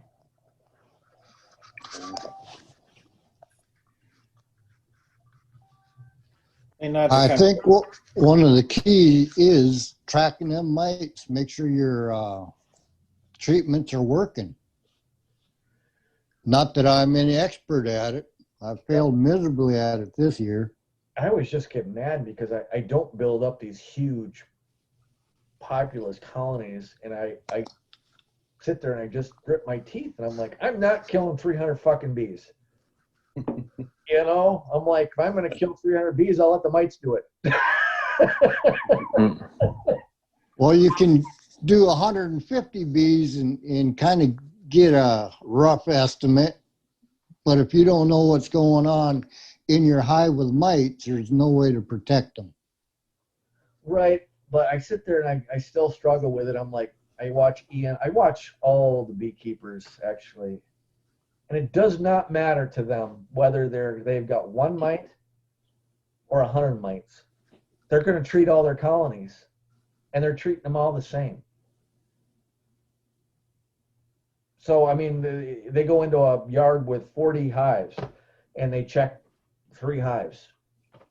This one has 0. This one has 1. That one has 5. They just treat them all. You know? Well, I think the key is checking them after you treat. I mean, I don't think any of us have that many hives that we can't take a little larger sample of our apiaries. No, I agree. I'm just saying I'm lazy about that. I'm not saying that I'm right or wrong. Now that you mentioned that, Kevin, I was waiting for Randy Oliver to update on his breeding from only the colonies that don't breed mites, you know. Yep. I haven't seen an update on that yet. Nope. And not only would he have to do what he wants to do in breeding for single mites, then he'd have to grab a sample of those colonies, bring them over to another location. Yeah. I mean, totally different environment, and drop them off, and then see how they do with their mite control. Because environment has a lot to do with how your bees can fight off mites. If they pick up mites from other hives, and can they handle that, you know? And Yeah, well, the environment has picking up mites with different diseases on top of it. Environment has a lot to do with it. That's why Randy concluded that Tim Ives bees do so well mite free or treatment free is because he has all his hives in the orchard, and the bees have adapted to the what do they call that, the stuff that they spray on trees to keep pests off of it, pesticides. They've adapted to the pesticides, but the mites haven't. So his bees have learned to adapt to the pesticides, but the mites on his bees haven't. So that's why his bees have learned or have become essentially treatment free. But he's in a unique environment area. Is there any scientific evidence that pesticides on trees kills mites in the hive? That would be so in depth, and it's so specific to a specific location. I don't know if anybody can actually do that. Well, couldn't you test Tim Ives' Sitting in there with 50 honeycomb and see how much pesticides is in there? In the wax? I think In the comb? I think he might have actually done that in his article that he wrote. I think that was part of it. He was just talking about the environment in which Tim had his hives in, which is obviously unique. Not everybody has all their hives surrounded by all these apple trees, and it might be a specific thing in this specific pesticide that the bees have learned to cope with, deal with, filter out, that the mites can't. That's kind of where he was going with it. Now, you go 10 miles down the road, that's not the case, you know? Yeah. Was somebody saying that Tim Ives keeps all of his hives in an apple orchard? He keeps a lot of his hives in apple orchard. Yes, that's what Randy's article said. Randy went and visited Tim. Okay. Randy went and visited. I know he's got some downtown South Bend at the gardens too. I've been there and seen those. Yeah, Randy went and visited him because he was intrigued, obviously, about not so much how much honey it produced, but that Tim was so successful with his bees being treatment free. It intrigued Randy to come and visit. Yeah. And that's, anyways, Randy's got an article on his thing, and that's, he didn't really, there didn't run any tests. He didn't, all this stuff. He surmised that this was what was going on because he had like aerial shots and, what surrounds cornfields and, it's like, could it be his environment have a lot to do with where the bees, what the bees are in contact with a lot? Does that have anything to do with it? I know that Tim has a relationship with his apple grower that when they spray, they let him know so that he can go in and cover his hives when they spray, and then he can open up the entrances and let them go out. That doesn't mean that they're still not in contact with it.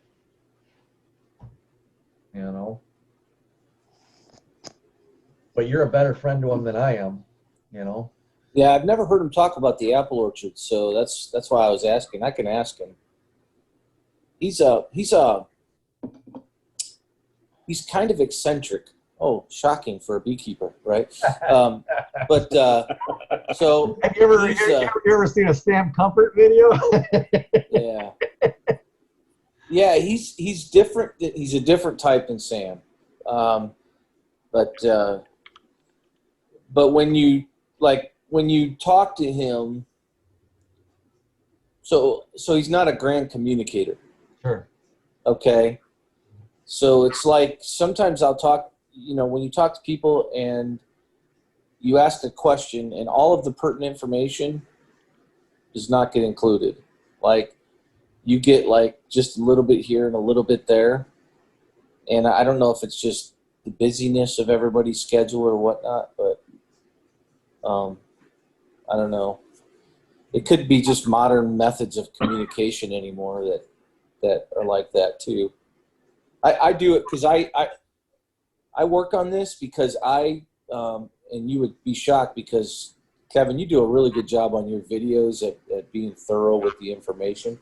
When I do a video, like I watch some of my old YouTube videos and I leave so much information out, not purposely, but but now I have to train on my job, and then I also do tech support, and so I'm getting better at being more thorough about stuff. Mm-hmm. And you would be shocked at some of the information that the people in the field give back to you that is just so ridiculous, and trying to pull out information from them and to have them actually give you the information that's necessary to draw conclusions and stuff is so difficult. It's so difficult. And so I think it's just different people, different personalities, and different skill sets and all that. But it's very hard for me to gather information from Tim. I still have I'm still getting a queen from Tim from last year. Here's You know what I mean? Here's what Randy wrote. It's just under a photo of Tim Ives standing next to, one of his big tall colonies. It says, Tim Ives with some of his hives in Liberty, Indiana, at a large apple orchard that is sprayed with neonicotinoids fail 3 times a season. The spray also falls on the lush growth of the flowering clover and weeds under the trees. I checked the location on Google Maps and could see that roughly half the land area for 2 miles around was planted with corn and soy. These colonies each produce 300 to 400 pounds of honey while drawing out supers of foundation. It says, how do they do it? Both seek out, okay, because he was talking about another beekeeper also. It says Tim. Okay, it says Tim took me. Let's see, how do they do it? Both seek out apiaries with some sort of woods, pasture, or other uncultivated areas nearby to give the bees access to forage other than the corn and soy fields. Both run mite-resistant bee stock. Danny has brought in various breeder queens and grass from them. Tim collects swarms from breeds from survivors by simple splitting. Tim winters with plenty of honey in the hives. Danny feeds hard sugar blocks. Both keep apiaries on the edges or inside of small acreages of woodlands. Neither one complains about pesticides, even though I could see vast fields of corn and soy within a stone's throw of each apiary. Tim suggests that perhaps by him selecting his stock solely from local survivor colonies, that he might be breeding bees that are resistant to the local pesticides. So that was actually Tim's take more than Randy's. Yeah, so I will tell you a few bits of information that I've gathered from Tim, at least from what Tim believes. So Tim has a fair record of his success from when he started beekeeping. When everything started changing for him, when he started producing tons of honey and had bees surviving the winter, there were two major things that he said happened. Number one, he quit feeding sugar. Right. Okay. So he says, I quit feeding sugar. And number two is he quit trying to get bees from various sources and everything. All he did was catch local swarms. And he bred from And local from his swarms. He split from his own stock Well, yeah. Okay. and bred queens from his local wintered stock. So let me rephrase it then, Sure. Kevin. Any of his new inputs, right? Any new inputs came from local swarms, right? And then all that stock was, as you say, duplicated, multiplied, Yep. multiplied via, however he does it, and he does it multiple ways. I'll be honest with you. I still think. I mean, don't get me wrong. He's onto something. I still think survivor stock and splitting from survivor stock, for your winners in your area, in your flows, is the best way to go. I mean, honestly, how could that be a bad thing? Yeah, we got to bring in genetic diversity. You can't not, because you'll just be inbreeding over time. But I think that there is something to that. Yep, I know that sometimes people will send him stuff. I've noticed I've seen him, mention that. He has some very interesting modes of very out of the ordinary style, like a style of keeping. Like, I know that he always runs three brood boxes all year long. Yeah. And I know the first super that goes above the brood box is a foundation. It's full of foundation. And then he puts probably 2 to 3, maybe even 4 supers on immediately. And that sometimes, dude, I saw him do it in the end of March one time here. Like, he's got a video in March where he's putting Wayne and I took a look at that video. Didn't we, Wayne? Took a look at that video that he did.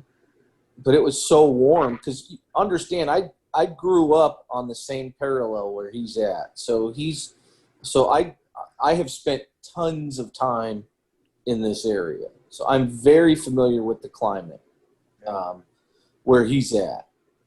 And to do something like that at the end of March, and I don't remember the year itself because I wasn't in beekeeping at that time. So I really don't remember that, but I do know it was a very warm spring. So normally people would get pollen from their red maples, and there's not enough time or warm temperatures to get honey. I suspect he was probably getting honey from his red maples. He was getting sap, But- maple sap. Yeah, whatever. I don't know. But anyhow, that's what I suspect was happening. But, it's ridiculous. But even now, like last year, so I did that last year. I tried it myself. And by the end of April, I was having problems with swarming because I didn't throw supers on. And I brought that up to him. He goes, "Oh, dude, you got to throw supers on, like mid-April. You've got to stack them on there." And I'm like, "Well, I put like one on." No, don't put one on there. Put many on there. So that's kind of an abnormal way to do it. Even with commercial guys now, they're very. But I'll tell you, the commercial beekeeping guys around here, it's scary what they're doing. It just seems like they're happy to get a super, of honey anymore. And they're splitting and splitting and splitting all the way. I mean, I had nectar coming in from April all the way into like the end of September with nectar all the time. And those guys are splitting. They're bringing their bees back, splitting into mid-June. And in mid-June, then they add their supers on. And it's just like, I don't even understand that. They can't. But then again, they're getting less than what, $1 an ounce or I'm sorry, $1 a pound now for honey? I think These guys. between $1.75 and $2.55 a pound. In bulk. It's terrible out here, Kevin. I don't know about where you guys are at, but I know. It's in bulk, and it doesn't matter where you're at in the country. It's all shipped to packers. Like that Bob Binney, he's a packer. Yeah. He not only produces his own honey, but he buys crap loads of honey from other producers from Michigan and Wisconsin and Minnesota and South Dakota and Even fermented honey, huh? even fermented honey. Yeah, you guys. Well, What's the story behind that one? Am I missing something? Yeah, Kevin sold Bob Binney some fermented honey. What? I was watching Bob Binney's video, and I'm watching his video, and he's talking about buying this fermented honey, and he's got like 1 million barrels in his warehouse. They're all black. Every barrel looks the same, right? And he's like, he's just talking, and I'm sitting there and I'm remembering things back when I worked for the commercial guy, right?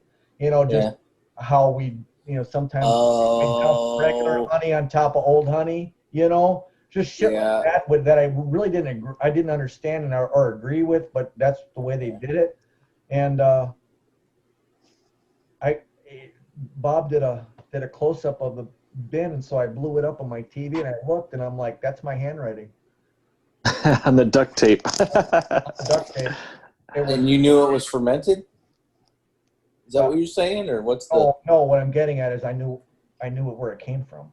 It came from. Okay. It said right on it, the company that I worked for. I just, it was one of those things that I was just like, that didn't surprise me a bit. It was one of those things. That was marching orders. I had nothing to do with it. Small world, huh? It was a small world, but it was just like I just blew it up and I turned my head and I looked and I'm like, that's my handwriting on there. Did you know it was going to Bob Binney? No.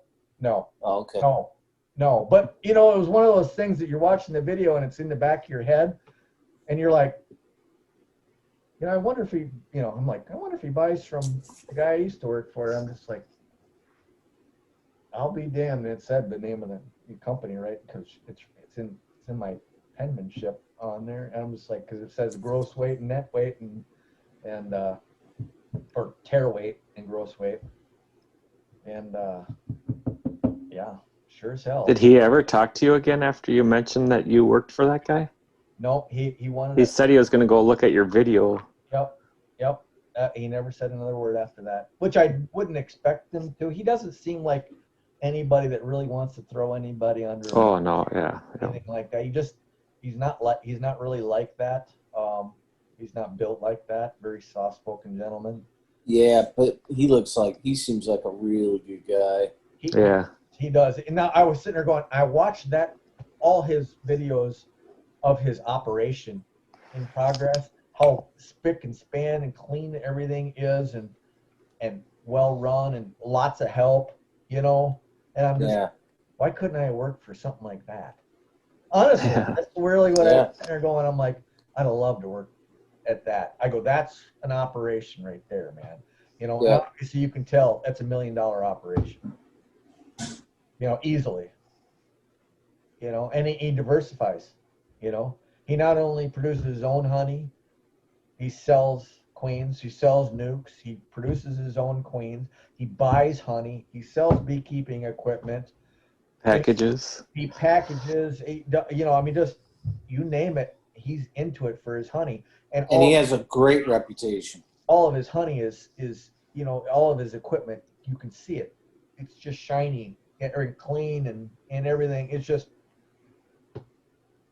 it was amazing, the contrast. Gee, Kevin, why don't you put your application in with them? Yeah. It's not too late. Yeah. No. Kevin seems to like Wisconsin. Yeah, I'm good with Wisconsin. I think you'd have to head south if you want to work for him. I don't think he brings bees up north. Not anymore. He gave up. He actually used to be a migratory guy, and he stopped that. Pollinate, doing the pollinate things. Sold all of his hives by the truckload, actually, to other beekeepers. So he keeps, I don't know how many hives now, 1,000 hives or 1,500 hives or something like that. But his whole thing was he promised his workers that he would have work for them year round. And most of the guys that work for him have been there for a long, long time, Wow, that's something. It is. And here I was working for this company, and I was there for 2 months, and I was like the longest tenured employee. It's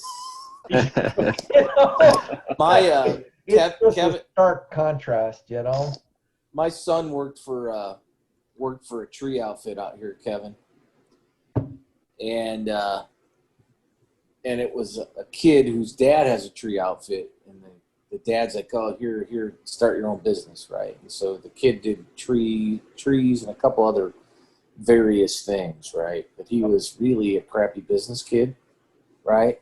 Yeah. But anyway, he so they have this group text, and the other day, last week or something like that, the week before, they have this group text going, and they're trying to figure out. They're talking about how to different routes that they can take for the drivers to drive their trucks through Michigan, so they don't get fined for and none of their guys have CDL licenses. Oh, geez. And the boss is actually doing it. And my son chimed in. He goes, "Why are we trying to invent the law?" Because the driver is the one that's punished. Sure. Right. Yep. So the driver is the one that gets punished like that. So anyway, he got fired just for bringing that up. Sure. Which tells you pretty much, I mean, people are shady in their business, Yeah. And they sometimes run their business at the expense of their employees, and that's just crap. The problem with that, like I said, my company, I like the kid that I work for. He's a really hard worker. I thought he was a very honest guy, but he was stretched way too thin for what. But his dad had a vision. His dad used to work for this beekeeper down in Florida when he was a kid, and the guy ran 12,000 hives. Well, that's what, Dad's a doctor now. And he finances the honey operation. But that's what the focus is getting big, getting big, getting big, more hives, rather than just taking care of the hives that you got, Yeah. being able to take care of the hives that you can take care of. All he wanted was more and more. And it's like, that's why I had truckloads of dead outs. It's just, if they just managed the hives that they could with the limited manpower that they had, I think that they would have made more honey, to be honest with you. Well, the other thing too, Kevin, is having a system that works, right? And when you look at, that's why I really respect guys like Bob Binney, and then you watch Ian. Yeah. Those guys are really, they really take care of the business and everything. So Yep. they and Ian knows what his limit is, right? Yep. And so He can't get any bigger than 1,500 hives. He knows what he can handle. yeah, but once you get a system down, Yep. then you can make decisions on, okay, to duplicate this system, so we want to double, right? I mean, I can do this in my backyard. I went from, 4 to 10 to 25, right? Something of that nature. So that's what I did. And then at some point, I realized that the way my life is situated right now, at 25, it's just a little bit too much for me. If I was home all the time, I could probably handle that, but I'm not. Yep. That sort of thing. So if you have a system down, and like Ian documents everything, and and he's also got very valuable employees. Especially that young lady that works for him that does his queen rearing. She's, and I know somebody that knows her, and that guy said that girl is just top notch, top notch. She looks like it. Yep. Yeah, and so just having that system down, but so with you're the guy you work for, Kevin, hearing the stories that you had and stuff like that, it was just like a free for all. It sounded like, and you can be a really hard worker, but working smart is a thing too. Yep. You got to work smart, not hard. Yeah, absolutely. I respect hard work, but even then, you still got to be a good business guy. Yep. And I don't know how people handle it with such turnover. I just don't. That's the one thing I don't understand. I look at how much it takes in my field, in my particular field myself, what I do, the time that it takes to train people, to get people to a place where they're competent and can do the job, and then for them to leave and you have to start that over again. It's crazy. Yeah, the difference between Ian and where I work, hauling bees and picking up, when I was just taking honey supers and stacking them, with banging all those 80-pound things on my knees, trying to bang the bees out, Yeah. You can't be doing that to your guys. Yeah. It took me 8 weeks for my elbow to heal. I think I tore ligaments in my arm. I don't know. Yeah. I tried not to complain too much about it, but 8 weeks after I quit, it was still hurting. You can't do that. You gotta have a better way, a better system of doing things. That Ian's got the easy lift, and he does that on purpose. Not just easier for him, but it's easy on his labor, and he can keep his labor around. You think if that girl was doing, banging, hives on her knees all day, every day, and then having to go in the honey house and then going back out and doing it back and she wouldn't stick around. You got to make it easy on your employees as well as yourself. Does it cost a little bit of money? Yeah, it does. Not gonna lie. But you also notice with Ian too, though, Kevin, like he'll be able to call guys in, and they come. Yeah. So he's got people that are kind of committed and dedicated to coming in when he needs them. Which is hard to find people that you can. He's actually got and I don't know this for a fact, but I think he's got a school close to him, like a university, that he can draw from college students that are Okay. learning agricultural things, and that might be hard for some, if you don't have a university close to you, where you can draw students like that can come in and do that kind of stuff. I don't know. Well, I think he uses high school students as well. He does. We did too. We actually had a high school kid, a couple high school, one that was dropped out of high school, but he wanted to quit, 3 weeks into doing it, and the other kid, he was glad to get back to school, I actually had that kid, he almost died on me when we were hefting hives off. We had to under super everything, and he almost stroked out. He overheated, and Man. I had to turn on the and I got a whole truck full of boxes and everything like that aren't strapped down, and this kid's overheating. And it's not like I can just jump in the truck and drive, because I'd have boxes, all over the fucking place. I put the air conditioning on in the truck. I dump water over his head, and I had to finish up what I was doing and lock the whole truck down before I could take off and get him, back to an air conditioned location. I was going to take him to the hospital, but he finally calmed down. But holy crap, was that close, man? That kid seriously, he was 17. He almost stroked out on me. Have you ever done that, Kevin? What, almost stroked out? Yeah, in the bee yard. No, not in the bee yard. I did it actually this year with Dish. I almost stroked out then. I had it happen to me 2 summers ago in the bee yard, and that was really bad. And I really thank God my wife was around, because if she wasn't, it would have been bad. But and we had a storm rolling in, and I had 3 supers off of a colony, and I just started getting dizzy. Then I hit the deck, Yeah. And so I was able to get back on my feet and get my the supers back on, and then I basically started getting sick in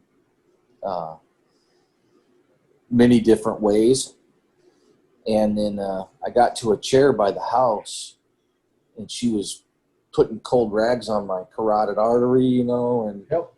and I had to tear my jacket off. And, she was misting me down, and man, all of a sudden it just kind of got better, but it was really bad. Yeah, So now if I go out there by myself, she checks me every half hour. it's a scary deal. I mean, what's really funny is that that's when the bees are at their height of doing their best work, when it's humid and hot and everything else, and you're dying out there, Yeah. and you can only do it for so long. Well, But now multiply those days, every day that I was down in Florida, that's what it was like. Every single day, pushing 100 degrees with 100% humidity. That's what it was like down in Florida. No thanks. And we were doing a lot of work at night because we were moving bees. I was you saw some videos of me just sitting there going, I'm just completely wiped out, absolutely 100% wiped. But thank God I wasn't honey, at that time. All I was doing was using the smoke can, and digging in a couple hives or something like that. I didn't have to heft hives or anything like that. But yeah, just absolutely brutal. That's a down. I mean, there's not honey. Those commercial guys work their butt off. There ain't no question about it. There's, and even as a hobby guy, you got to watch yourself in that yard, man, because you can go like that. I can feel myself getting really hot some days, especially those days in July. Yeah, that's one reason why I don't own a jacket or a veil. I do have a veil, but I never wear it. So Right? I can't take heat no matter what. No, me neither. Is that right? I'd rather get stung most of the time. I hate heat. It just puts me in a pissy mood. I'm just hot and sweaty. Brad must. No, I'm a wet rag. Yeah. If I don't have a headband or something to keep the sweat out of my eyes, I can't see. Yeah. So Joe, how many hives do you just have 2 hives now or what? No, I think I'm down to 3 full-size hives. Okay. You got any new? But yes, that's actually was kind of, so all the queens that the coons didn't destroy last year that I grafted, they all went into double nukes, and I haven't lost any of those yet. So, You had coons destroyed? oh yeah, I had a family of raccoons that came in all my mating nukes. I had, Do you have the man? I had, Do you have the Man Lake mating nukes or just the? no, these were the 2 frame, and I actually built like a 5 frame with divider in them. Okay. So 2 frames on each side.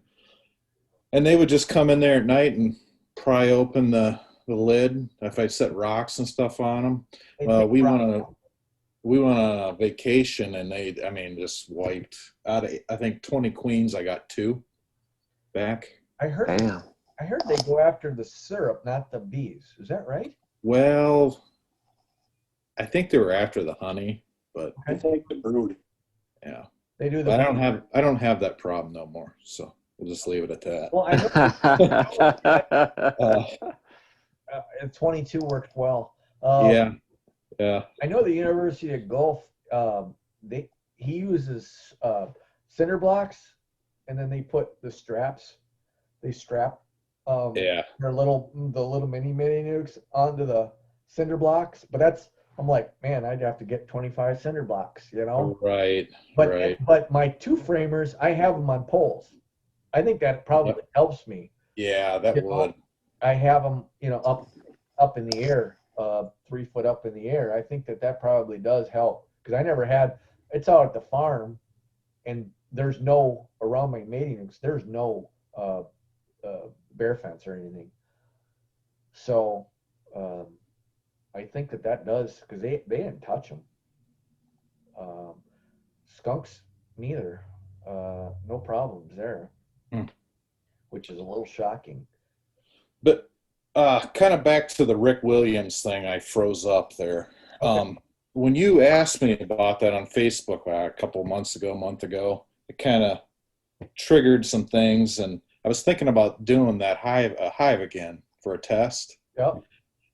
And kind of like what Brad was saying, some guys are kind of hard to follow. And like with the Rick Williams thing, he never talks or anything. So for me, it's kind of hard to pick up everything he's doing.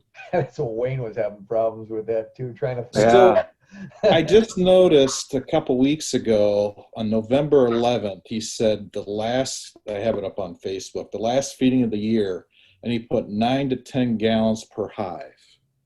So I was assuming that he was feeding all winter long. It doesn't sound like that's what he's doing. He, at November 11th, he put the last feed on. I do know he's doing Humagellan, or however you say it, for the disease there, but he doesn't like keep stuff in the trough all year.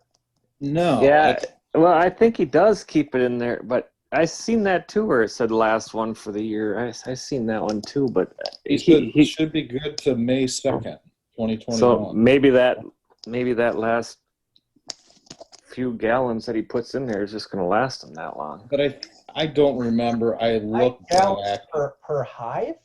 That's insane. Yeah. He has a 10 frame feeder though. I don't know if it'll even hold that much. Will it? No, I'm thinking that's throughout the season, from September to November, he's putting 9 to 10.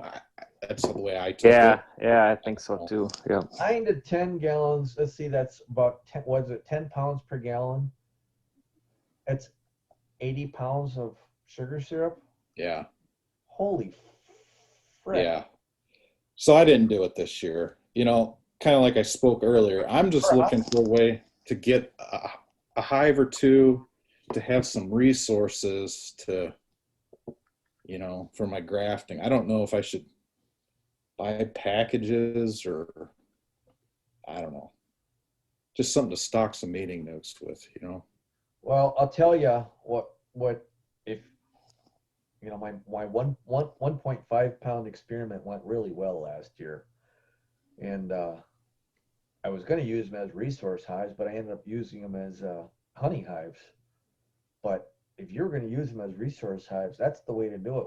I bought a 3 pound package and an extra queen. Yeah, do the Italians too, because they brood so much. Yeah, and then split it in half. You know, split it over a double, like a double four or 2 4 frame nukes, Mm-hmm. and then just throw the extra queen in the other one, and they will. It might take them a little while to get going, but once they get going, they'll brood up really, really fast. And I made honey. I mean, I made Yeah. 60, 70 pounds of honey off of each one. It was just amazing. But so you don't have to like spend $140 for one package, and that's all you get. You know, you can Right. do it in half. Yeah, you got to spend $35 for the extra queen. So now you're maybe at $75 a packet. You know, a hive instead of 140. So you're ahead that way, and then you can just steal a frame here and there for your, you know, for your little nukes or whatever you need. Yeah, you won't have to be scared about tearing them down to nothing, because that's what you bought Yeah. them for. That's what you buy them for, exactly. Yeah. You know, me, I was doing an experiment. I wanted to see how prolific they actually got, so I didn't really want to be stealing from them. You know, I wanted to see Yeah, leave them alone, see how they go. how they go. You know, a couple queen, and it had nothing to do with the way the colony was going to expect. The queens actually failed. It had nothing to do with anything else. If the queens were like regular good mated queens, they would have they would all blown up, you know. But I ended up having 2 queens that ended up failing on me. Well, one failed. She laid and then stopped. Something happened to her. I don't know what, but she was still in there, but she wasn't laying anymore. The other one laid all the way up until the end of honey, and then they tried to supersede her, and so I took her out and put her in another hive, and then that supersedure didn't work or whatever. I ended up just tearing that hive down, but I still saved her over another hive, you know. Started a new colony, a new nuke. Now, was that our Italian bees? Floyd, you lost your video, man. What's the deal? We just got the audio from you. Yeah, I got a big window behind me now. I had to plug into my charger. Oh, You'd see nothing but the sunlight. So were the Italian bees that you started splitting at?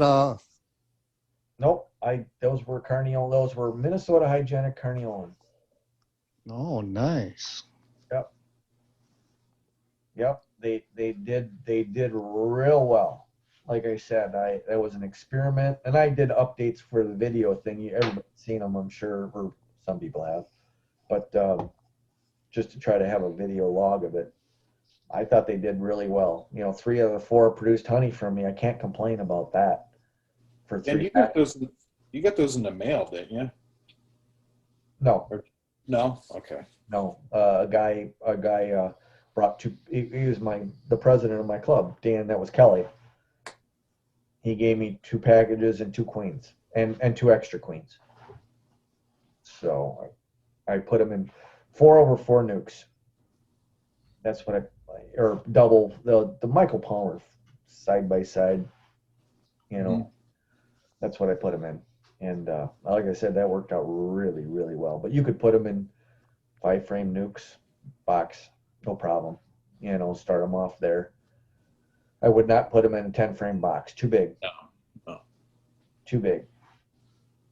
But Well, that's. I think I don't remember. I think it was a post or something. I want to make some of them Michael Palmer 4-way mini mating nukes. And I want to.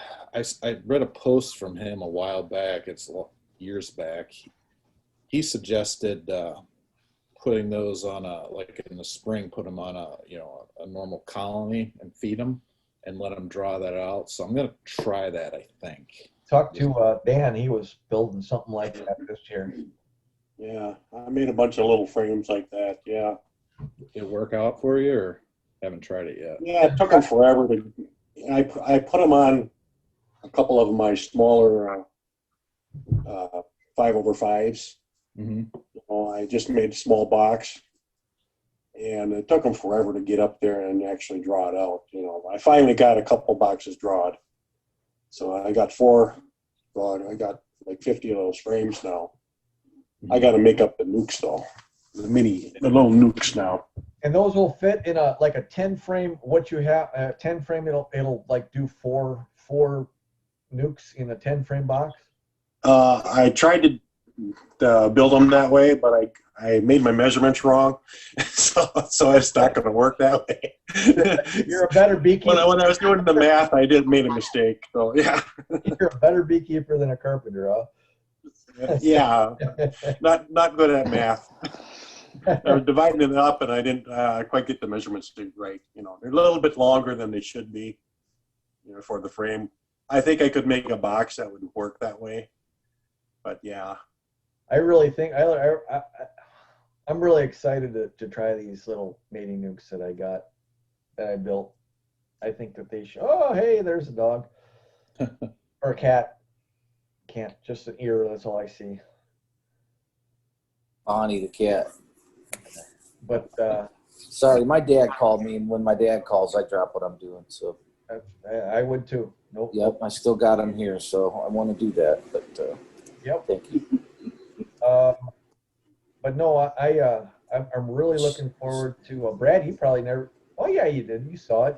You're the head of the nucleus colony. My little mini mating nukes that I built. You see No. that one guy's reply to your, Yeah, he was a dickhead. like, you should have got a minimum wage part-time job, worked through the whole winter, and then you'd have enough money to just buy the stuff instead of Yeah. using On your the spirit. on the nucleus, was that on the nucleus colony page? Yeah, yeah. He's a Poor Yeah, man see, pays twice. I gotta- all the time. I got to tell you, that's created a problem for me because I've kind of left Facebook, like the whole social media thing. But I probably should get a good moderator or two. Hi guys. I have a couple on there, but some of them are see, stuff like that is. Yeah, he was just. I mean, I'm just like, I just posted. Here's an idea, guys. To repurpose something. People do not understand. He does this whole post like that long on how much money I lost because my time was worth, and I'm just like, you gotta be freaking kidding. Yeah, he did all the math out. Just Wisconsin minimum wage is this. Who was the guy? Bee farmer. Bee farmer? Yeah. Yeah. Okay. Yeah, it's and the funny thing is I actually went because that pissed me off, but I'm like, holy shit, that's serious. But you might not want to mess with him, Kevin. Yeah, I'm like, actually, but he's just a hobby guy. It wasn't like this is what he does, and I was trying to learn a little bit about him, but he said then he said, if you were smart, you'd have your own YouTube channel. On my channel, I had one video that made me $700, and I'm like, I never heard of you, dude, and I don't, not like I'm any of this big thing, but even what's his name, Richard Noel, who has thousands of people following him, he makes like $100 a month on YouTube. That's it. It's like, it's not this big, money maker, this YouTube thing. But some people don't care about that stuff though either. Yeah, I'm like, you got to be freaking kidding. No, but what he's saying is you should have a YouTube channel so that you can afford to buy your equipment. But what if you want to tinker and make your own stuff because that makes you happy? It's your hobby and it's your spare time. I mean, my post literally said, I go, I said, it cost me $5 a hive. I said, my time is my own. And then he wrote this. I mean, Wayne, you saw it. It's pretty. Yeah. And where he calculated out how much it cost me per bot. I'm just like, thanks for the life lesson. Yeah. Is that what did you? So what was your response to him, Kevin? Sigh. That was priceless. Just one word, sigh. That was it. I was like, Like, I was just like, you got to be kidding me. And then I guess I have to wait a day or two. Then he wrote a couple more That's it. kind of defended me, and then like women did, and then he wrote something else, and then I just wrote, I go, thank you for the life lesson. Shouldn't you be working, earning all that money instead of on Facebook?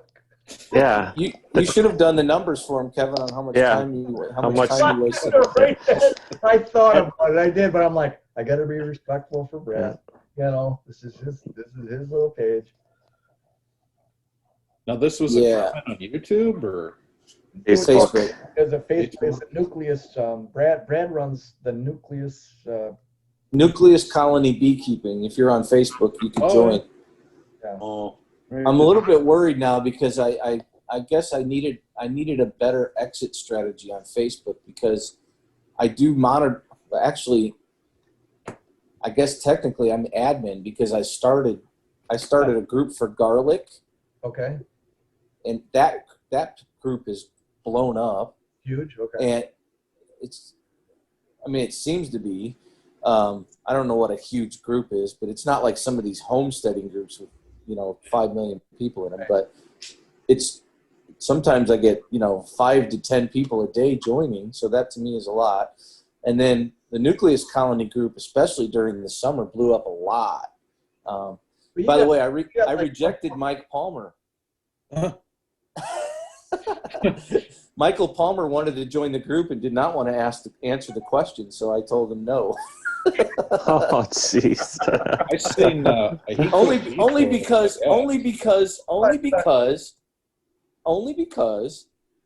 it's a simple question, and what is it? Something like, why do you want to be part of the group? Just want to avoid bots. Yeah. Right.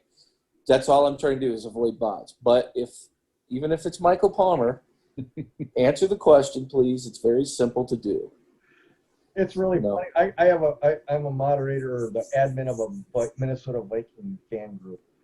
And my question is, are you a fan of the Minnesota Vikings? And that's all it takes to join.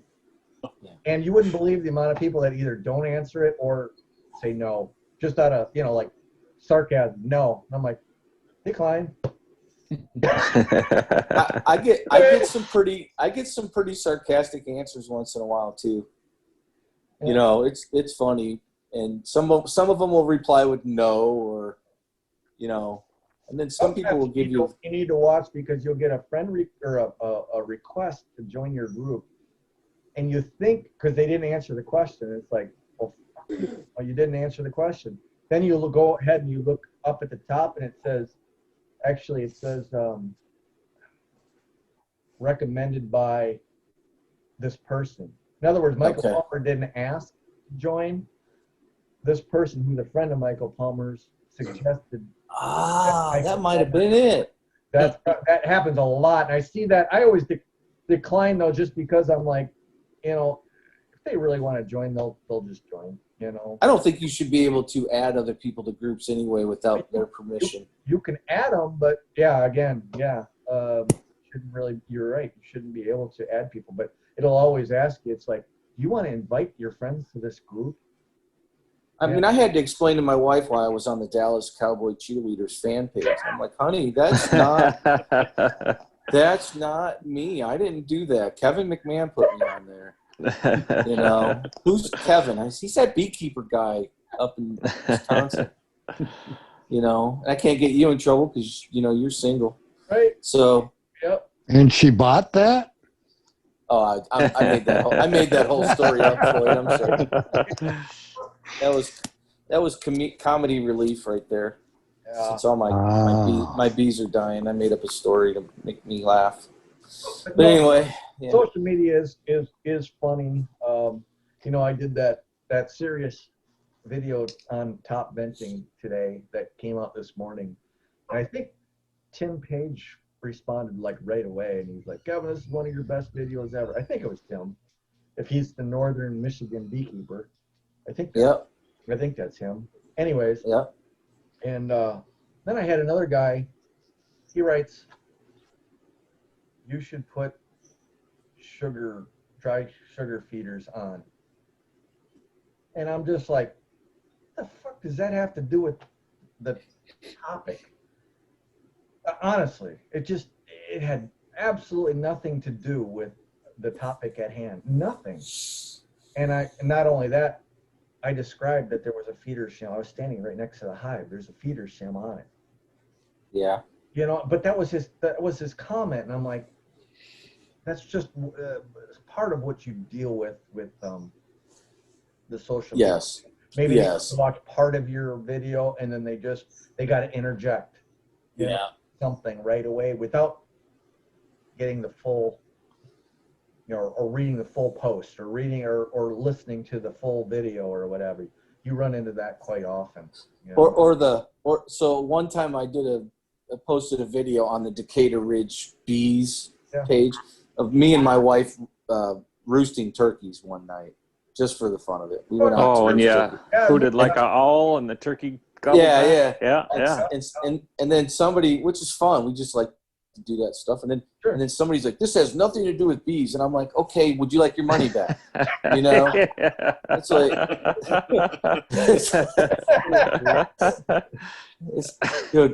do you want your money back? Because I'm glad to give it back. Here's your receipt. Show me your receipt for $0 that you paid. You know, it's like, come on, man. It's like all my friends here want their money back if I don't get stung every time. Well, now that is understandable because that's good. That's good entertainment right there. Yeah, you set the bar high on that. Mm-hmm. You need a bleeper thing though for your videos. That would be fun. Yeah, I do. I need a Yeah. Yep. You got to bleep it out. I sit there sometimes. I've been watching my old videos and I cringe, and I'm like, oh yeah, you got to curb that out, you know. Do you guys notice the shift in social media?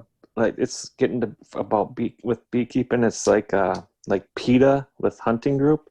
It's like you have these anti-beekeepers. It's like, how dare you feed your bees sugar? How dare you put them in a box? And how dare you take their honey? And those aren't anti-beekeepers. Those are they're activists. The treatment-free. I mean, when I say treatment-free, what I'm talking about is when they say treatment-free, they're like hands off. Lock the bees in their yard and then just walk away. Beekeepers.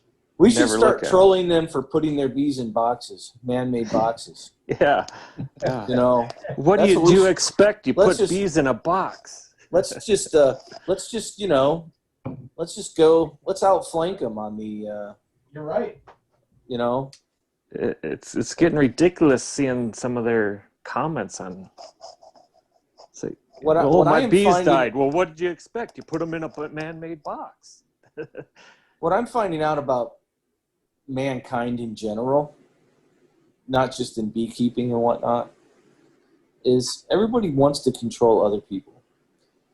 And everybody wants to everybody needs to be doing everything the way that I do it, you know? And it's like, look, if I want to do something this way, as long as I'm not harming you, you know, your property or something of that nature, how about you just let me live my life? Yeah. I mean, how long have we been keeping bees? I mean, I guess you could say to them, how dare you have a dog? That wolf belongs out in the wild. Well, there is. I mean, at some point we're all hypocrites. You know, at some point we're all hypocrites. So it's just like, you know, let people be, leave people alone. As long as you're not, you know, harming other people.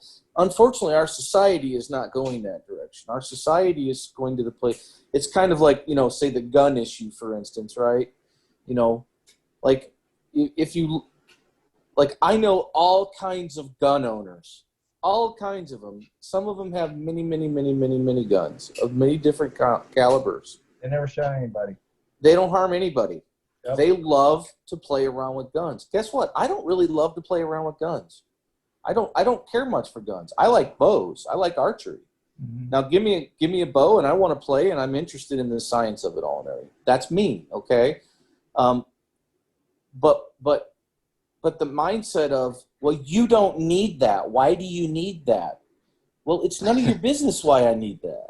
If it's something that I want to do with my time and bond with my children or my family or whatever that is, you know, why do I need you involved in that aspect of that? You know, but I'm telling you, in 20 years from now, we may just be like the UK or somewhere like that, and people may, you know, Kevin, they're not going to understand why you want to hunt deer anymore. Well, Right. I mean, if they keep continuing, then we're going to get all kinds of regulations put down on our beekeeping. I mean, we already do absolutely. have, but I mean, if they keep up with it, like, no, you can't buy that much sugar at Walmart. Oh, What are you doing? Feeding bees? we already got so many regulations. I'm like, well, you can't have any more than 3 hives in your backyard, or some places are like, you can't have any in your Right.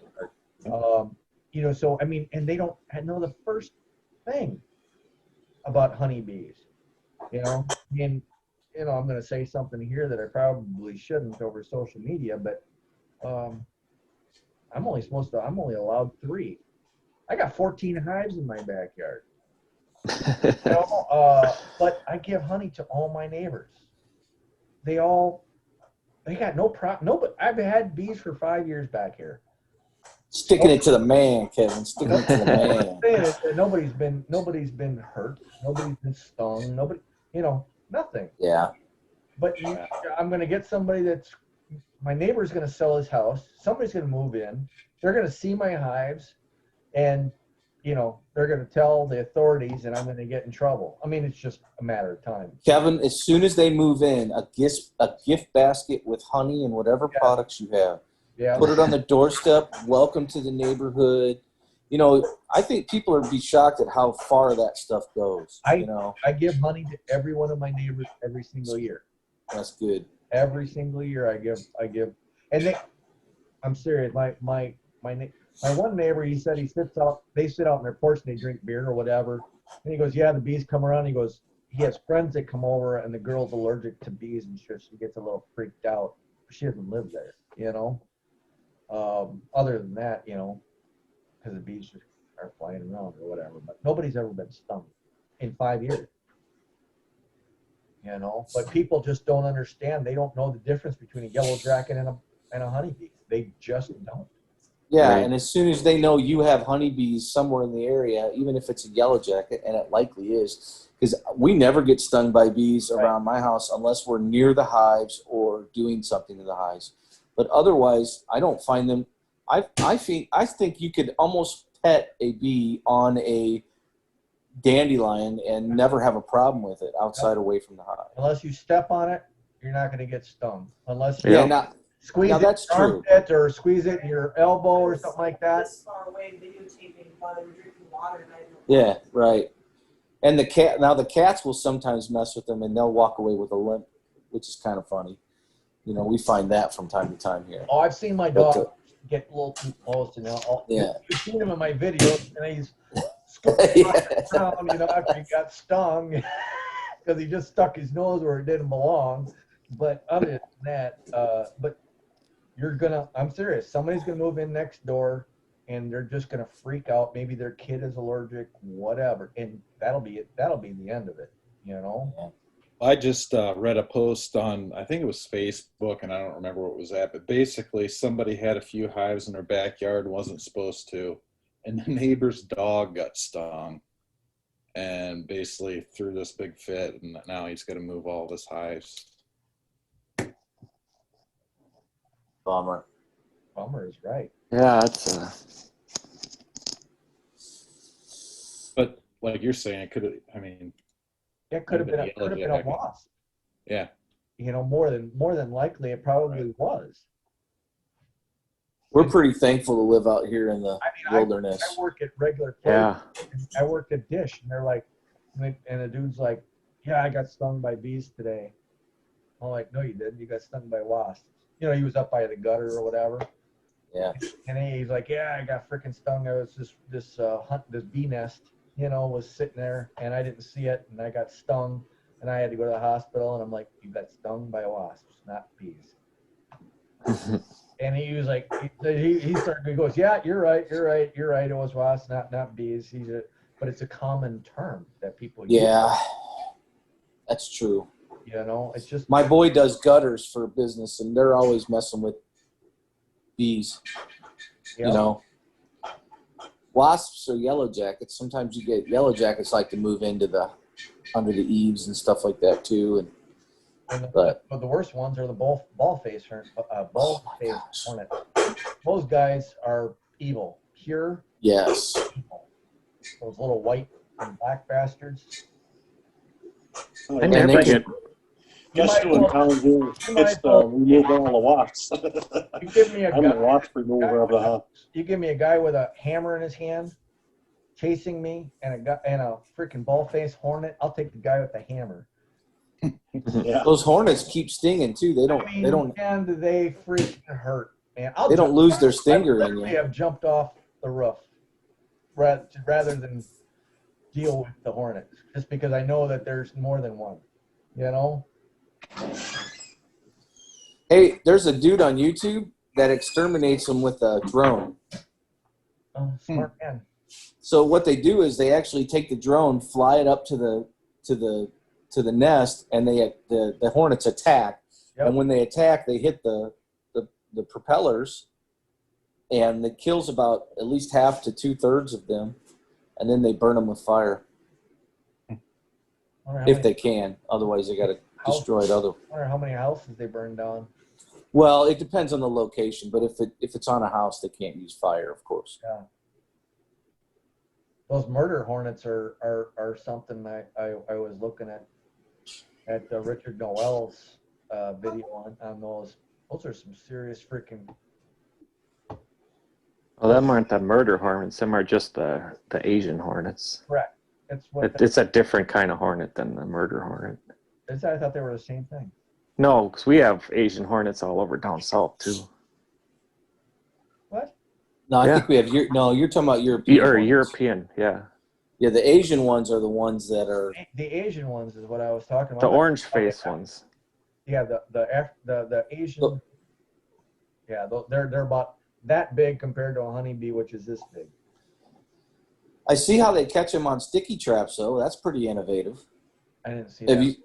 Yeah, they lay a sticky trap out, and then they keep landing on it. I don't know how they bait it or whatnot, but the hornets keep landing on it, and they can't get off of it. Well, like 2 or 3 murder hornets can kill a whole hive. Literally. Yeah, that's not good.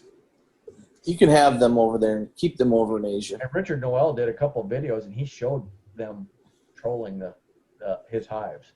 You know, Wait, they have them in England? and he's in France, but yeah, he found a hive. They're not the murder hornets, though. He found the hive. Yeah, they are. They're No, they're different. they're the Asian murder hornets. No, That's the same one. not the murder hornet that they were all worried about in Washington here. Oh, that's the same one. That's a different one. That's the same one, man. Pretty sure that's the same one. That's why they're worried about it. No, because we have them orange-faced ones down south, too. I know we have Africanized ones down south, but I don't. Those are the size of a yellow jacket. They're just more aggressive honeybee than than anything. But man, these things are freaking huge, man. Yeah. Great I'm with big you on the nests of them, ball-faced too. hornets, though, Kevin. I hate that those. one that Richard Noel had in his hedge. It was like that freaking big, this that he found in his he's just like you can't do anything. We just kind of got to live with it and deal with it, and the nests most of the nests that they do are way up in these trees, and they're in the middle of the tree, so it's not like they can't fly a drone in there, to spray it or anything. There's no ladders tall enough to get up there. They don't really know what to do to get these things out of there. They're trying their best, but they're very, very limited. He just had the video. He Yeah. made it in the last month, I think. But I don't think we're gonna have that. That was the big hour-long one that he did, the presentation. Yep. It was in that. Have that problem up here because we have our winters kind of will keep them more at bay than they will down south. Hopefully. you know. But yeah.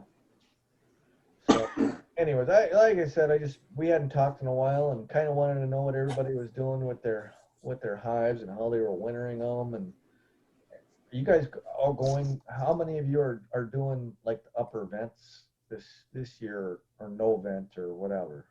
You're going upper. Uppers. Okay. Upper and lower. Yeah, I take it, right? Yeah. I haven't changed anything. You Do you still get your styrofoam on yet, Dan? Styrofoam, and I just have the inner cover vent. I never And made any extra holes to boxes or nothing. So you got a pretty good peek at your bees when you put your styrofoam on. They doing good? Oh yeah, I could see who was low on stars. You know, they're up on top. Most of them are down low. Most of them are full of honey. So yeah, they were doing really good. That's how mine was too. Mine were, most of them were down low, but there's 25% to maybe a third of them were up high. Yeah. closed off my. How many hives do you got? Me? Yeah. 32. I have Wow. 26 frame nukes, and then I have that coffin hive with 12 4-frame nukes. 2 years ago, Okay. Wayne had 4 hives, right? So you're really going for you're trying to overwinter that many small nukes. Yeah. Wow, in Yeah, well, Minnesota. Awesome. If I have extra, then I can sell them, you know. But it's not like I want 30 production hives.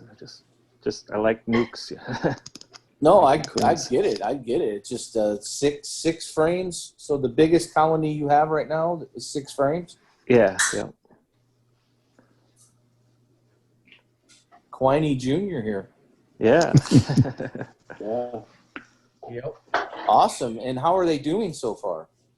They're all alive so far. Yep. Like I said, that one's a laying worker one, so I really only have 31. So I have 24 right now. 24. I'm probably down to 20. Wow. I did a Bob Binney. I don't know if I told anybody this, but I was going through and I found 2 colonies that were down to like 2.5 frames of bees, and I knew that they weren't going to make the winter, so I made up 2 of my bottom boards. I drilled holes in and put double screens, and did a double screen board between a good colony and then I put the weak colony over the top of it to try to see if I can nurse them through winter, you know, with the extra heat added to the upper, you know, the weaker one. Mm-hmm. How is that working out? Do you check them yet? I don't know. I just I'm not. You haven't checked them yet? I'm not gonna. I mean, the whole idea behind doing it is, you know, try to conserve heat, and I'll be damned if I'm gonna go pulling them apart. You know. Yeah, especially after you read that if you look at them, you mess them up for 2 days. Exactly. Yeah. So I did do that, and we'll see. I mean, like I said, I had to do something. I know they're not going to survive, so why not, like, try? You know, Bob Binney, he does it. He puts 5-frame nukes over like his full colonies to get them through winter. But number one, his winters are nothing compared to ours up here. You know, Mhm. but there were plenty of stores in each colony. Plenty. I mean, I lifted the one and I damn near made a hernia. It was so stores. But yet it only had 2.5 frames of bees.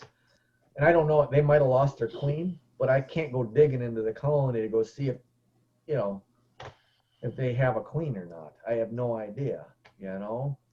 Right. And the other colony, I think it might have swarmed late and got a late start because it was a late swarm colony. And but anyways, I just stuck them on 2 nice hives, and we'll kind of see if they can share some heat between the 2. That's the whole idea behind them, you know. You just core 2 little holes about that big and double screen them Yeah, that should work. so that they don't transfer queen pheromones, but they do transfer the heat. Well, Wayne, I certainly hope you have a lot of success with that. That'll be an awesome deal, and you'll be doing something that hardly anybody's doing in Minnesota, I bet. Yeah, I think that'd be really cool to be able to sell nukes in May with a, Yep.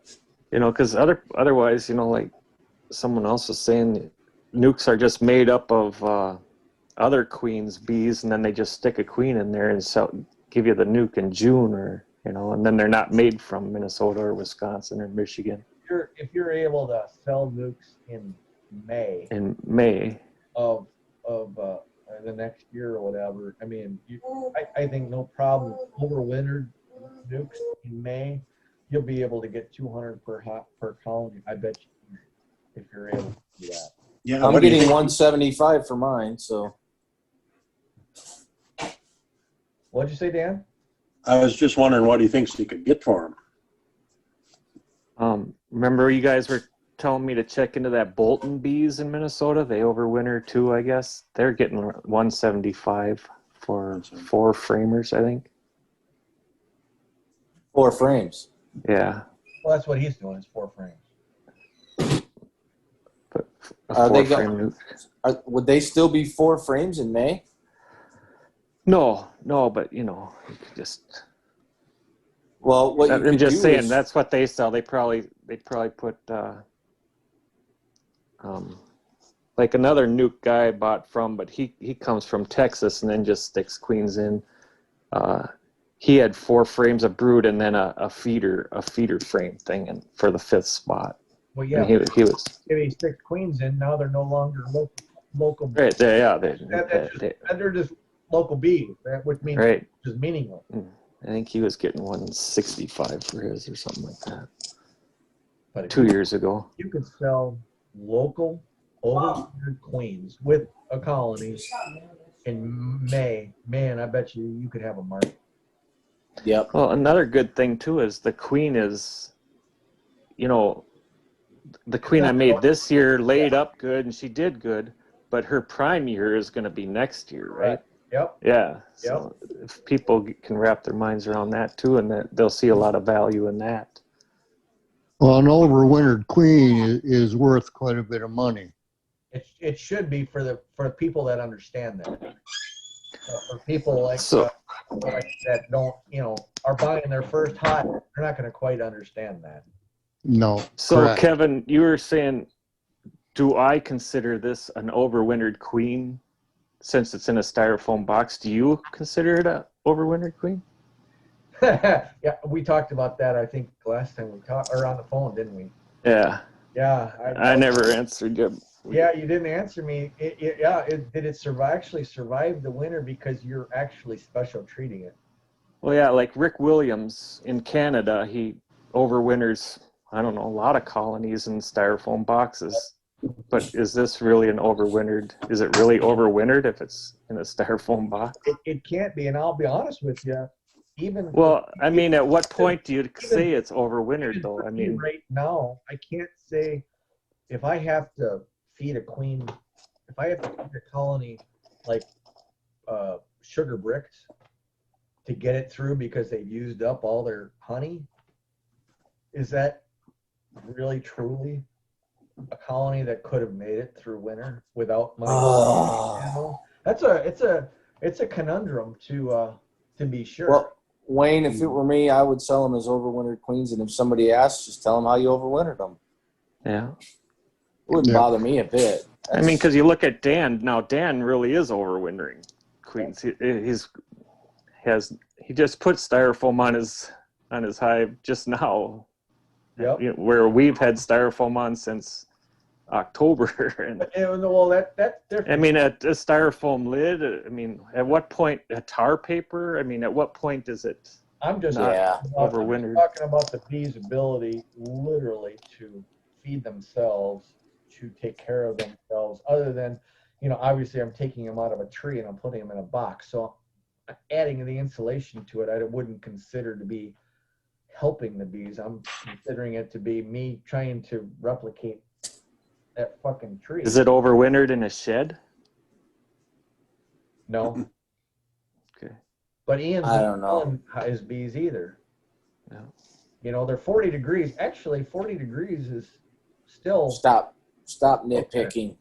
Yeah. Well, no, I see his point. I see his point. It's really a good point I too. know. But I get I it. don't know how far you can go with that.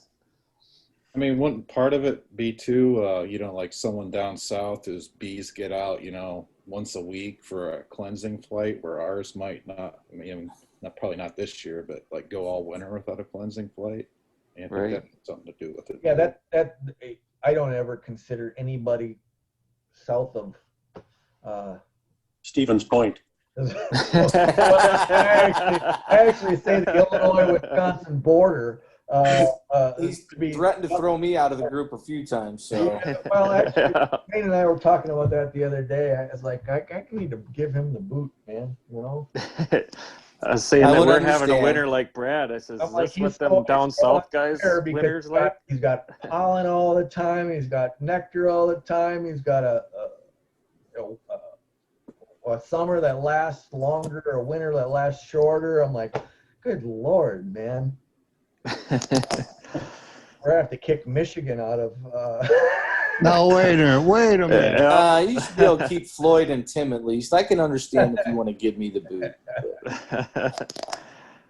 Or you could just allow me in and I can't say anything. No, I mean, I couldn't even claim mine until I can get my colonies to overwinter without me having to feed them. Well, quit taking the damn honey off. Tell him, Floyd. I'm just saying in one, you know, one little, just what I'm talking about is sugar. Can they store enough on their own Yeah. in the vessel that they're packed in to make it through winter? That would probably be a success to me. Success. I'll tell you what, I think it was Palmer I heard say it, that he believes his bees do better when they overwinter just on honey and no sugar water or dry sugar. And last winter, you know, I had a lot of honey in the hives and I didn't have to feed hardly anything. Right. And it was my best year, but this year is not going to be that case. I still think, I mean, you got to feed sugar water sometimes because Mother Nature just isn't providing. You do. Just isn't providing. If you take all of their honey in August, you got to replace it. Sugar is actually, syrup is almost better for them than nectar from plants. It is for our up north bees because The gut bacteria and stuff like that. some flowers' nectars contain too many minerals and it crystallizes and it makes them defecate more. Exactly. But then a clean sugar water, Yeah. I guess they can do a lot better on, like canola honey. They don't do good on it in the up north in the Right. cold I've winter. heard that. Right. But I mean, if you have, you know, a 5-frame nuke and, you know, in that 5-frame nuke, you got to winter a ball of bees this big. Obviously, a ball of bees this big for a double 10-frame is not big enough, or not quite big enough, and might not survive. But for something like this, 10 frames of, you know, 10 frames of honey for this size bee, if they don't go through all that and they survive well, and you don't have to put sugar on top, I would consider that wintering well.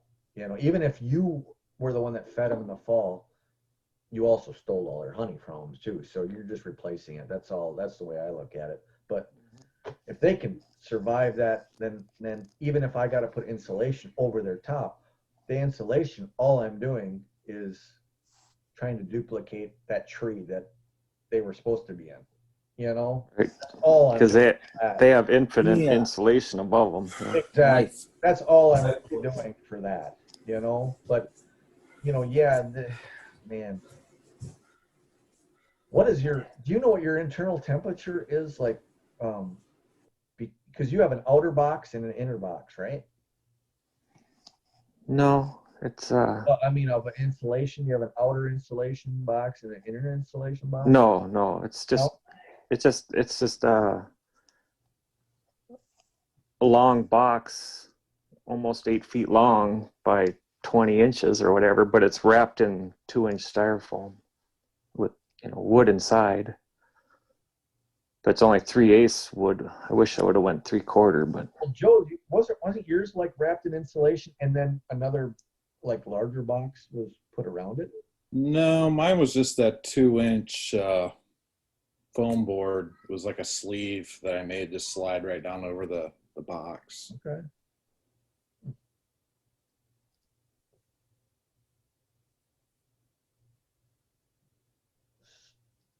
So it's just you're basically just keeping it warm enough to keep the syrup fluid, right? yeah, and I don't know. It's like even studies that you read about styrofoam hives. You know, they apparently use less storage to keep warm, and, Yep. and they have a lighter cluster. I don't know exactly why that Rick Williams thing works.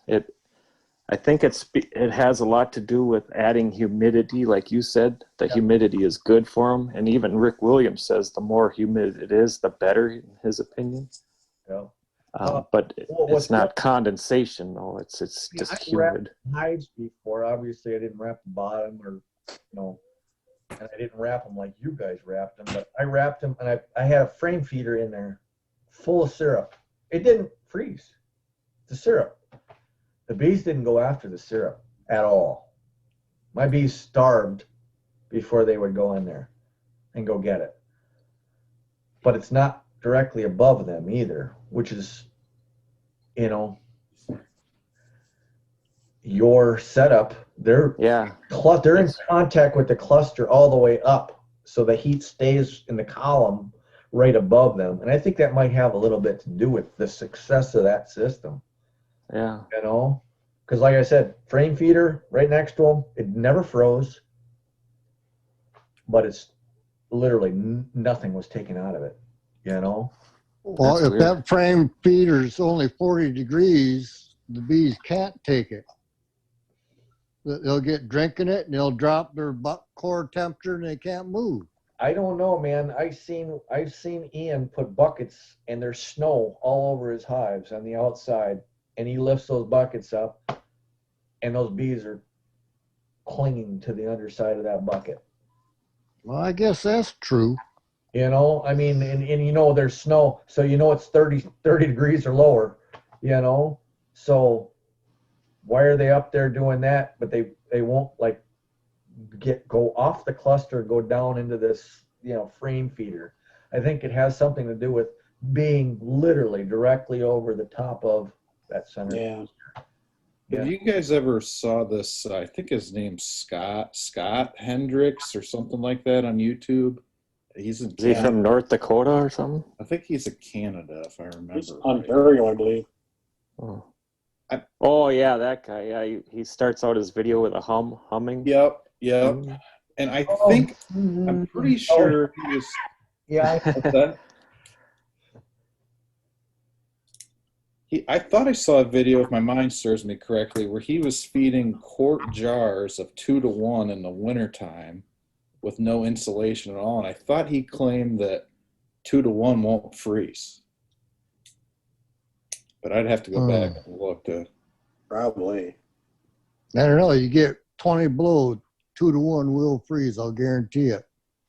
Well, I'll tell you this. I've had quart jars with half full of 2-to-1 mason jars just laying out on my sidewalk, and I pick them up and I'm like, why aren't they frozen? Huh. Seriously, I'm just like, why aren't these frozen? I think sugar, just like salt, alters Turns into glycerin or glycol or something like antifreeze. or lowers the freezing point, like salt does, lowers the freezing point of the water. There's a guy up here that does that all winter too. He feeds liquid all winter. Yeah, but he has his on the south side of a barn, so they do get warm in the daytime. I just always thought with that overhead feeding, I always was told or read or listened that, you know, your temperature changes will make that bucket drip or jar drip a little bit. It will, but if you have a strong enough colony, you'll never have to worry about it because True. they'll clean it up. But if you have a weak colony, that's when you have that stuff going all the way, hitting the bottom board, draining out, a mess.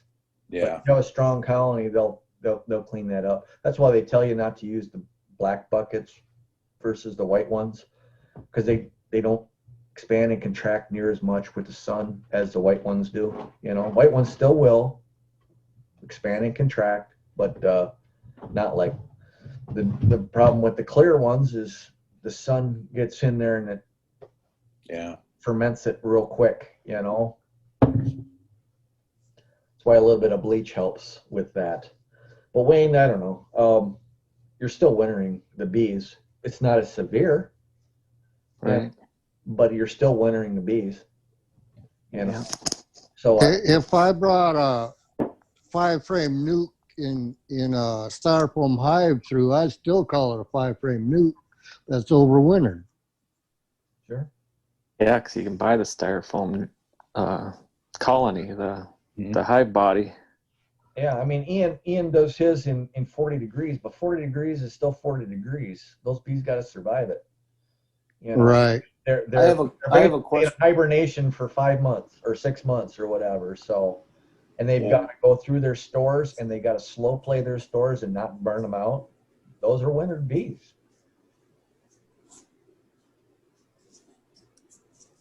Yeah, I look at inside storage for bees a little different than a styrofoam box sitting out in the weather. That's a controlled environment. You know, Hey, gents, I need to hit the road. Okay, I'm sorry, I didn't want to interrupt, but that's okay. I got to say goodbye. It was really good talking to you guys, though. Appreciate y'all, and we'll do this again here soon. I hope. Yeah, nice catching up with you. Don't Yeah, you Brett. too. don't get too discouraged, my friend. I'm not. Okay. Take care. All right. Bye-bye. When you Bye-bye. gonna rent Thank that you. party van, Kevin? What's that? When you gonna rent that party van and do a trip down to Brad's there? I actually, I'm just like, well, if I'm unemployed this spring, maybe I'll drive around and do videos and everybody's happy.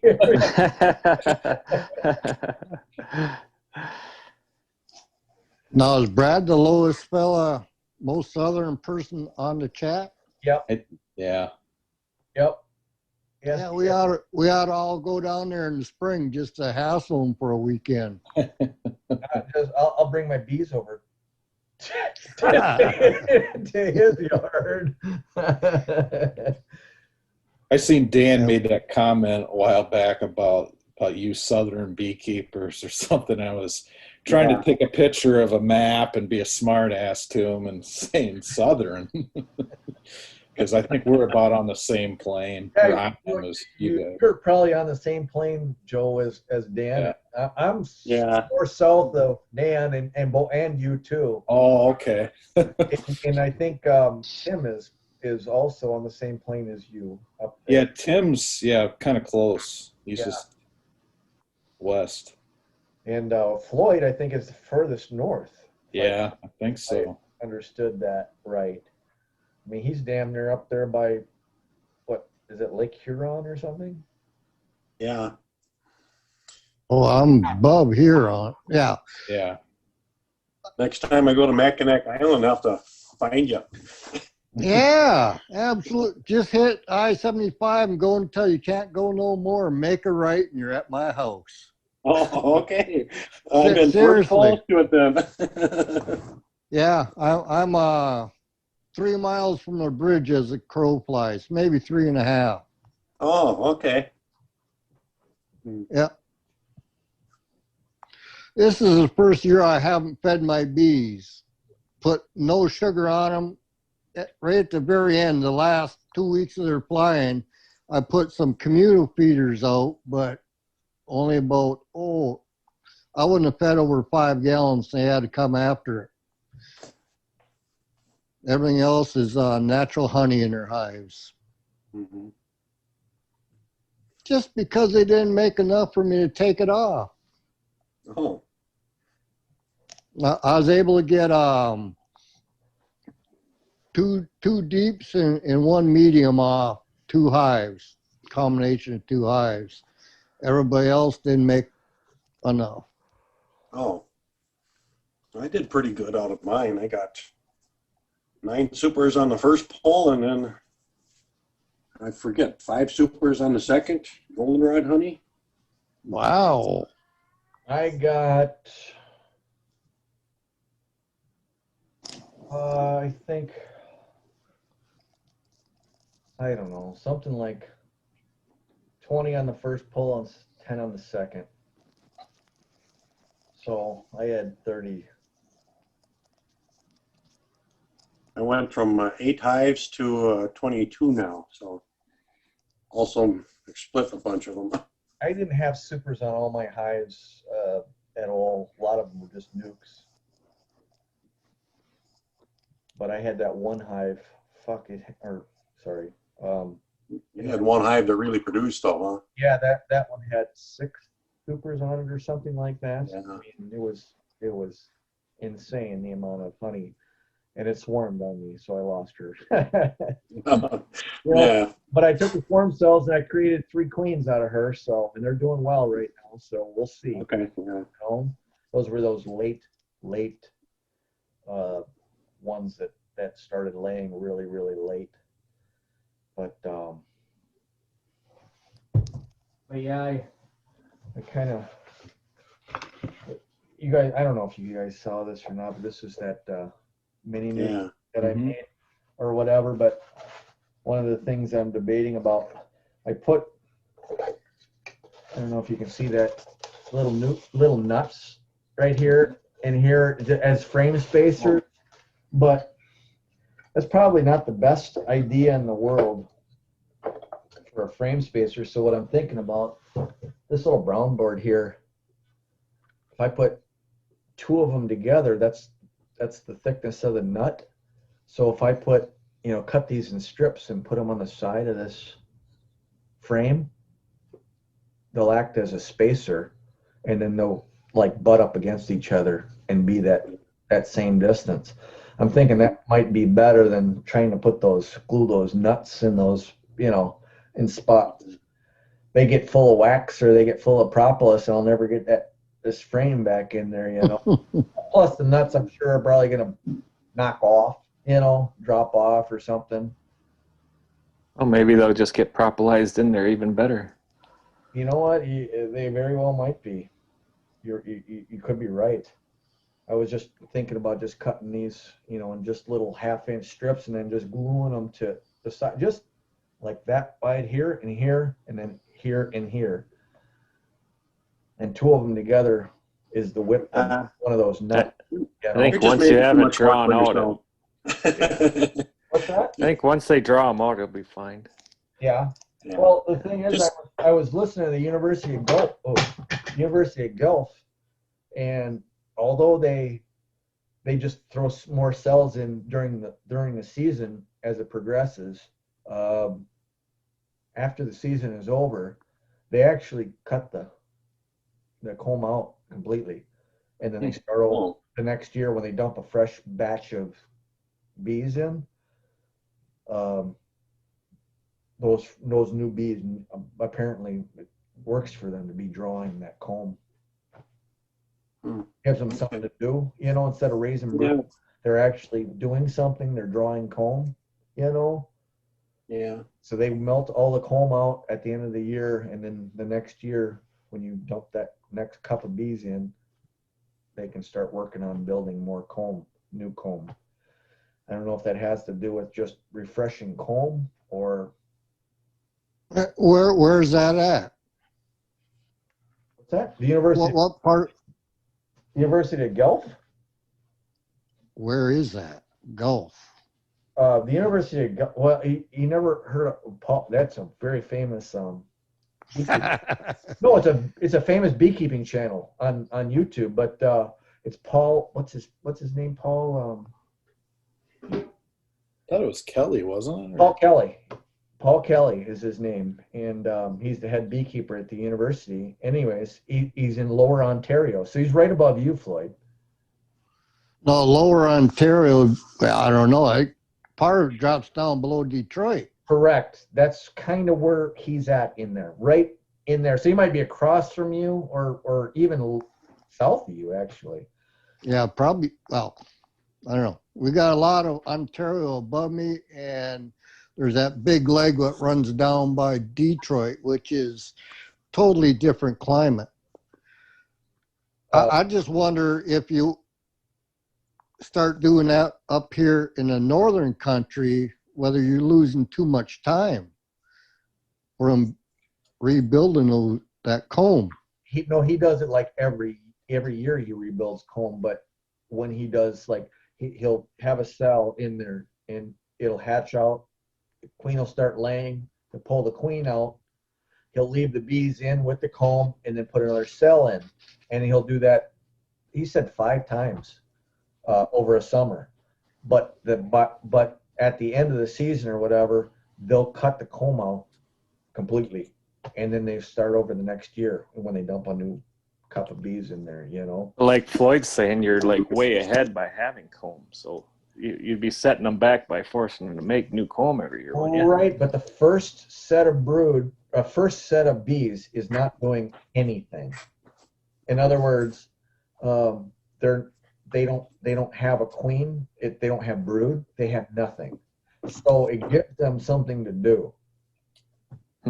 In other words, after the queen's been laying, and then you pull that queen out, and then you put another cell in, those bees are still taking care of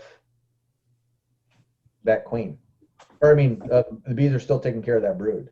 If I remember right, I think they throw a pheromone strip or a piece of a pheromone strip in there to make Right. Wayne think did they have a 2 this year, he said.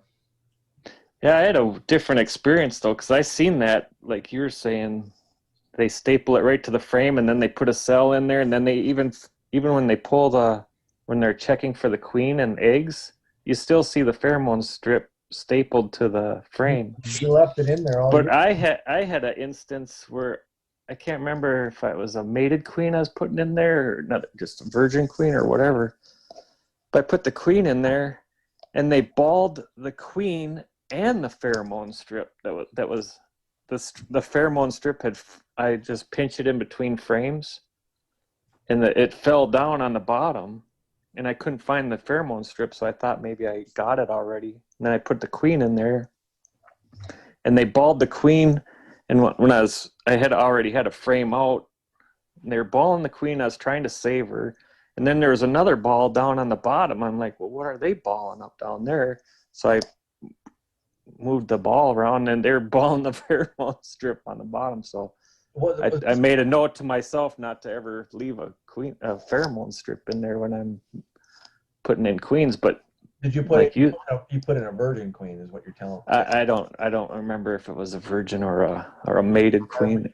Yeah, if you put a mated queen in, that could probably pose a big problem there. Yeah, maybe that's what it was. Yep. I can't remember what it was. Did you ever get that hive to accept a queen, Wayne? Yeah, it was.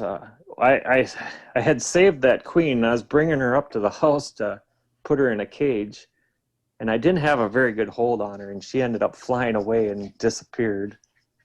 And then, I did have to put a queen cell in there later on.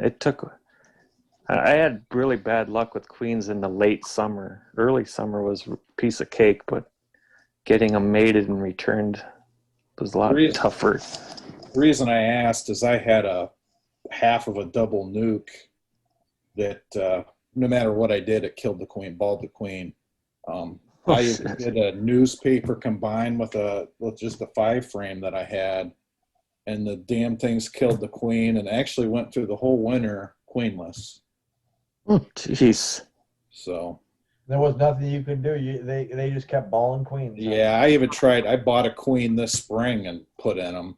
I ended up them got shook out on the ground. Is what happened. Yeah. Were they? Because they'll do that if they're laying worker. Workers. It ended up being a laying worker. That's why they did that, because Yeah. that laying worker or those laying workers, there might be multiple ones, sort of have that pheromone that they're Yeah. the castle kind of thing, you know? Yeah. That's why, and somebody said this, and I don't know if there's any truth to this. The reason that they shake them out is because the actual workers that are laying won't fly back. Mm, And I don't know if there's any truth to that or not, but I finally heard that from somebody, and I'm like, is that why they do that? And yeah. I've never seen a study or anything else that said that's why that works. Going to work? You know, for shaking them out on the ground. But the workers will fly back, but the laying ones No work. will not. Yeah, because the laying ones are supposed to be nurse bees that have never been out foraging yet, I think. Is that what it is? Yeah, maybe that's what it is. It's a nurse bee that has never been out and seen how to Navigate back, yeah. Well, good. Is Mother with you? That's what some people say. Other people say that's a bunch of hogwash. Yeah, and I always thought it was like, I thought they were because they're always so old. It's never bad. Did you see how Bob Binney handles? I'm all the brood hatches in the hive. Awesome. You know, it's Well, I ran into like the Carl older workers. McCready, Those and he are the ones said, I "Wish thought you are two the a same, happy Merry because Christmas." I ran you know what I into mean? him They take care of it outside. anymore. Yeah, so you guys- Best way to solve a laying worker, from what I understand, is put a queen cell in there. That queen hatches out in there, and they'll accept her. I honestly, when I was working commercial, I taught my boss, and he started doing it. I put the hive with a week laying worker hive directly over a solid, strong queen right hive with over newspaper. And I did that this year and it didn't work. They killed the queen that I had. No, I'm talking about it has to be a really strong colony, and it has to be a Yeah. really weak colony of worker. Oh, okay. Laying worker. You can't have a strong laying worker colony and expect that to work. But if it's a weak colony, they'll integrate right in there. Yeah, mine was a mating nuke over a pretty good 6-frame one. And they killed the queen. I'll be damned. No. No, I never had a problem with it doing it with the commercial. He was like, I'll be damned. I haven't had a problem shaking them out yet. Shaking them out, it always works. Then put the hive right back together where Yeah, it was with a at. cell. Yeah, with a cell or some new brood or something. Yep. Okay.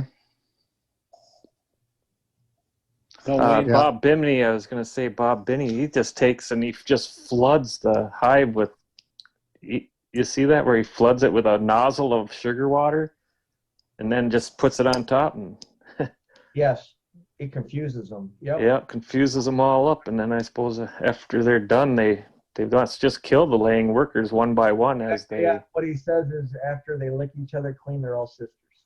Yeah. That's the way he put it. I got a comment on my video today on my this guy kind of cracks me up a little bit. I could understand. I was kind of, for a new beekeeper, what I was talking about today must have been a little bit complicated. But this guy says, I must be dense. But what was the conclusion? Should we vent or not? He said, what is the 20-second dipstick summary for those of us who are dumb? He didn't want to watch all the way to the end. He just wants to know. Is it like, he goes, it's like I tell my wife, I don't pick up on hints or subtle, or he wrote I can't even pronounce that word, subtly. You have to come right out and hit me with a brick. I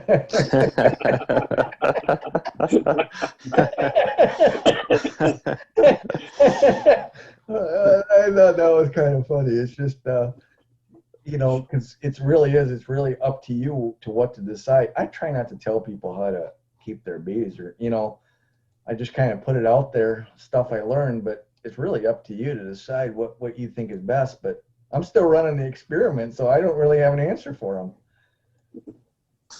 Well, this is the first year I've not run a upper entrance, so Yep, me too.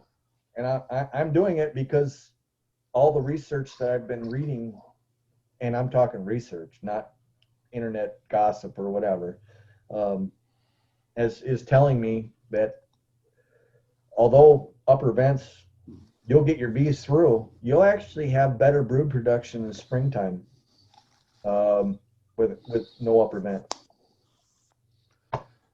if they just make it through, I'll be happy. That's, you're in a group with a lot of people. A lot of people. You just cross your fingers and do the sign of the cross and, you know, give it to God. Seriously, that's really what it boils down to. At least, you know, from my aspect of it. It's not like I'm sitting there with 1,500 hives and I can play around with it. I do this, I might gamble and lose them all for all I know, you know. There's two ways it could be, oh shit. Either you can lose them all or they all live. Right. You know? Yep.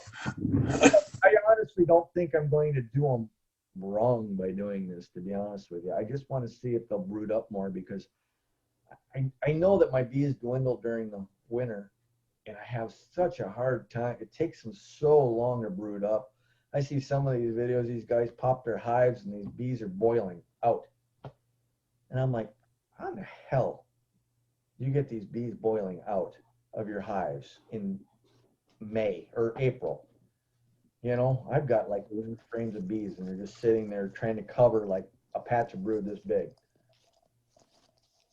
So that's why I'm changing things up, hoping that the higher humidity in the cluster will assist them in raising brood, you know, so they're not leaking this hot, warm air out of their hive and they have to compensate for it, you know. Made a lot of sense to me, but we'll see. They won't know until it's over, you know. You know, it'd be nice to be able to afford is a couple brood minders. Do one with either way, so you can monitor your temperature and humidity in your hive throughout the winter. I mean, these? Yeah, you got them going? No, I have two, and neither one of them works. Neither one works. Cost me $123, and neither one of them works. Wayne, did you get yours? Oh, he's chewing. No, I was supposed to get mine on Friday, and then it said it was going to come Saturday.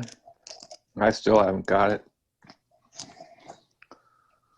I got the scale one too. I'm interested in that too. Keep an eye on my flow. Apparently, they work better with the Android phones, or I mean, with the Apple phones than they do with the Android phones.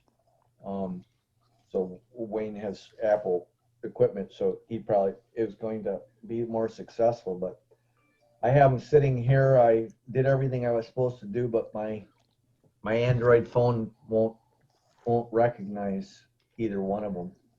So they're just paperweights right now. Well, why don't you pick up a $20 throwaway Apple phone? Just use it for that. So why doesn't Broodminder just make a freaking Well, I don't know, but you already got. Broodminder just make a product that works with my Android phone like they say they do? You know, because they're like they wrote me back and they said, you know, we've been having some problems with them communicating with the Android phone. Try turning your location on and off. I'm like, I've turned everything on and off. And I says, and it won't work. They never responded to me again. They're really bad about their customer service from what I've read across the net. And they're not really beekeepers. They're kind of tech guys that came up with an idea to kind of exploit an untapped market. No, I'm not kidding. The guy, he has 2 hives in his backyard, the guy that created this. That's it. You know, it's not like he's this scientist that was, you know, he was just a tech-minded person, and he saw a way to monitor his temperature, which is great, but it doesn't work. His problem is that he's not set up. He sends out to China probably to get these things manufactured, and then they come in, and there's really nothing that they can probably do to fix them if they're not working, you know, other than replace them. They probably don't want to do that. So I've applied for I've applied for a refund, but I haven't heard back from them yet. Well, I'm sorry to hear that. Yeah, I hope I Wayne was has thinking better. of I getting honestly one. hope Wayne has better luck with his Apple phone, and I think he probably will because a lot of people are using them. Don't get me wrong, and I think people get a lot out of it. And I was excited. I really was. I was excited to try these out. But you know, I figured I'd try them on my desk to see if they connected to my phone before I stuck them in the Hive. Good thing I did, because they don't. Yeah.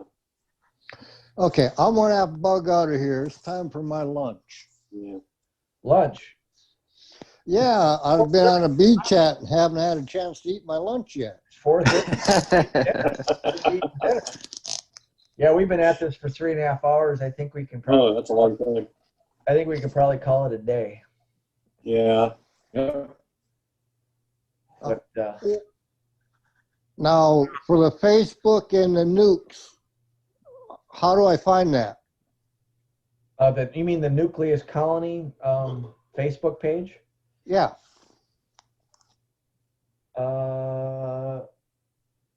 Didn't somebody send you a link? Didn't who sent you the link for the Facebook page?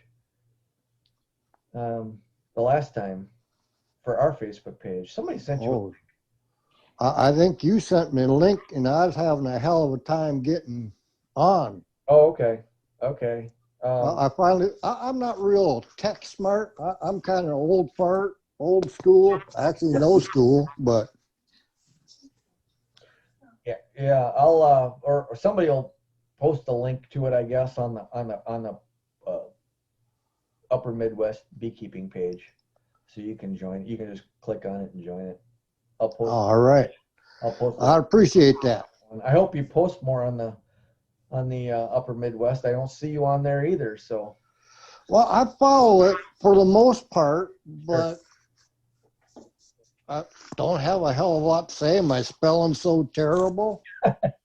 But seriously, I was a forerunner of the ADHD with dyslexia, so I'm terrible. I didn't learn to read until I was 27 years old. Oh, Yeah, I had a lot of problems as a child. sure. Very conflicted. Yeah, they didn't diagnose that for a long time. Yeah, they had no idea how to deal with me in school. Sure. Okay, I'll try to be more active. Sounds great. Okay, talk to you later. See you, Floyd. Yeah, bye-bye. All right, guys. Got anything else to add? Otherwise, we can Yeah. say No. sayonara. Good chat, guys. Think we'll be doing these a little more often, Kevin, or? Yeah, we can. We can. I just had to renew my subscription for $150 to this thing. So. Oh well. But yep, I think we can. I haven't done them because I was getting a little frustrated because it'd be like 2 guys or 3 guys, and Yeah. you know, I was just like, well, if nobody wants to do it, then why do it? You know, but today was fantastic. I liked having all the input, you know, from all the guys. So hopefully we can have it a little more. I'd like to get a couple more guys involved in the group, to be honest with you. Yeah, I added a guy, which I don't think he ever accepted. Actually, somebody my wife works with. He's looking for advice, and I don't think he ever. Yeah, I approved him. Actually, I saw you invited him to that thing, and I Yeah. approved him. I don't have his email address, so he probably never got the invite. Yeah, I don't. But he didn't participate. There was Yeah. another guy, and I kind of booted him out of the club, out of the group, because he, number one, he didn't have his name. It was Worker B. I never knew who he was. You know, that was his Facebook name was Worker B, and then he'd post snide comments, and you know, I'm like, you can't do that and hide behind a fake name or whatever, you know. So If you're going to make a snide comment, you better own it. you better own Yeah. exactly. You're just gonna own it, you know. I can respect that, whatever. So, but all right, All right. Catch you Take later. care. Bye-bye. good talking. Night, guys. Yep. Yep. Bye.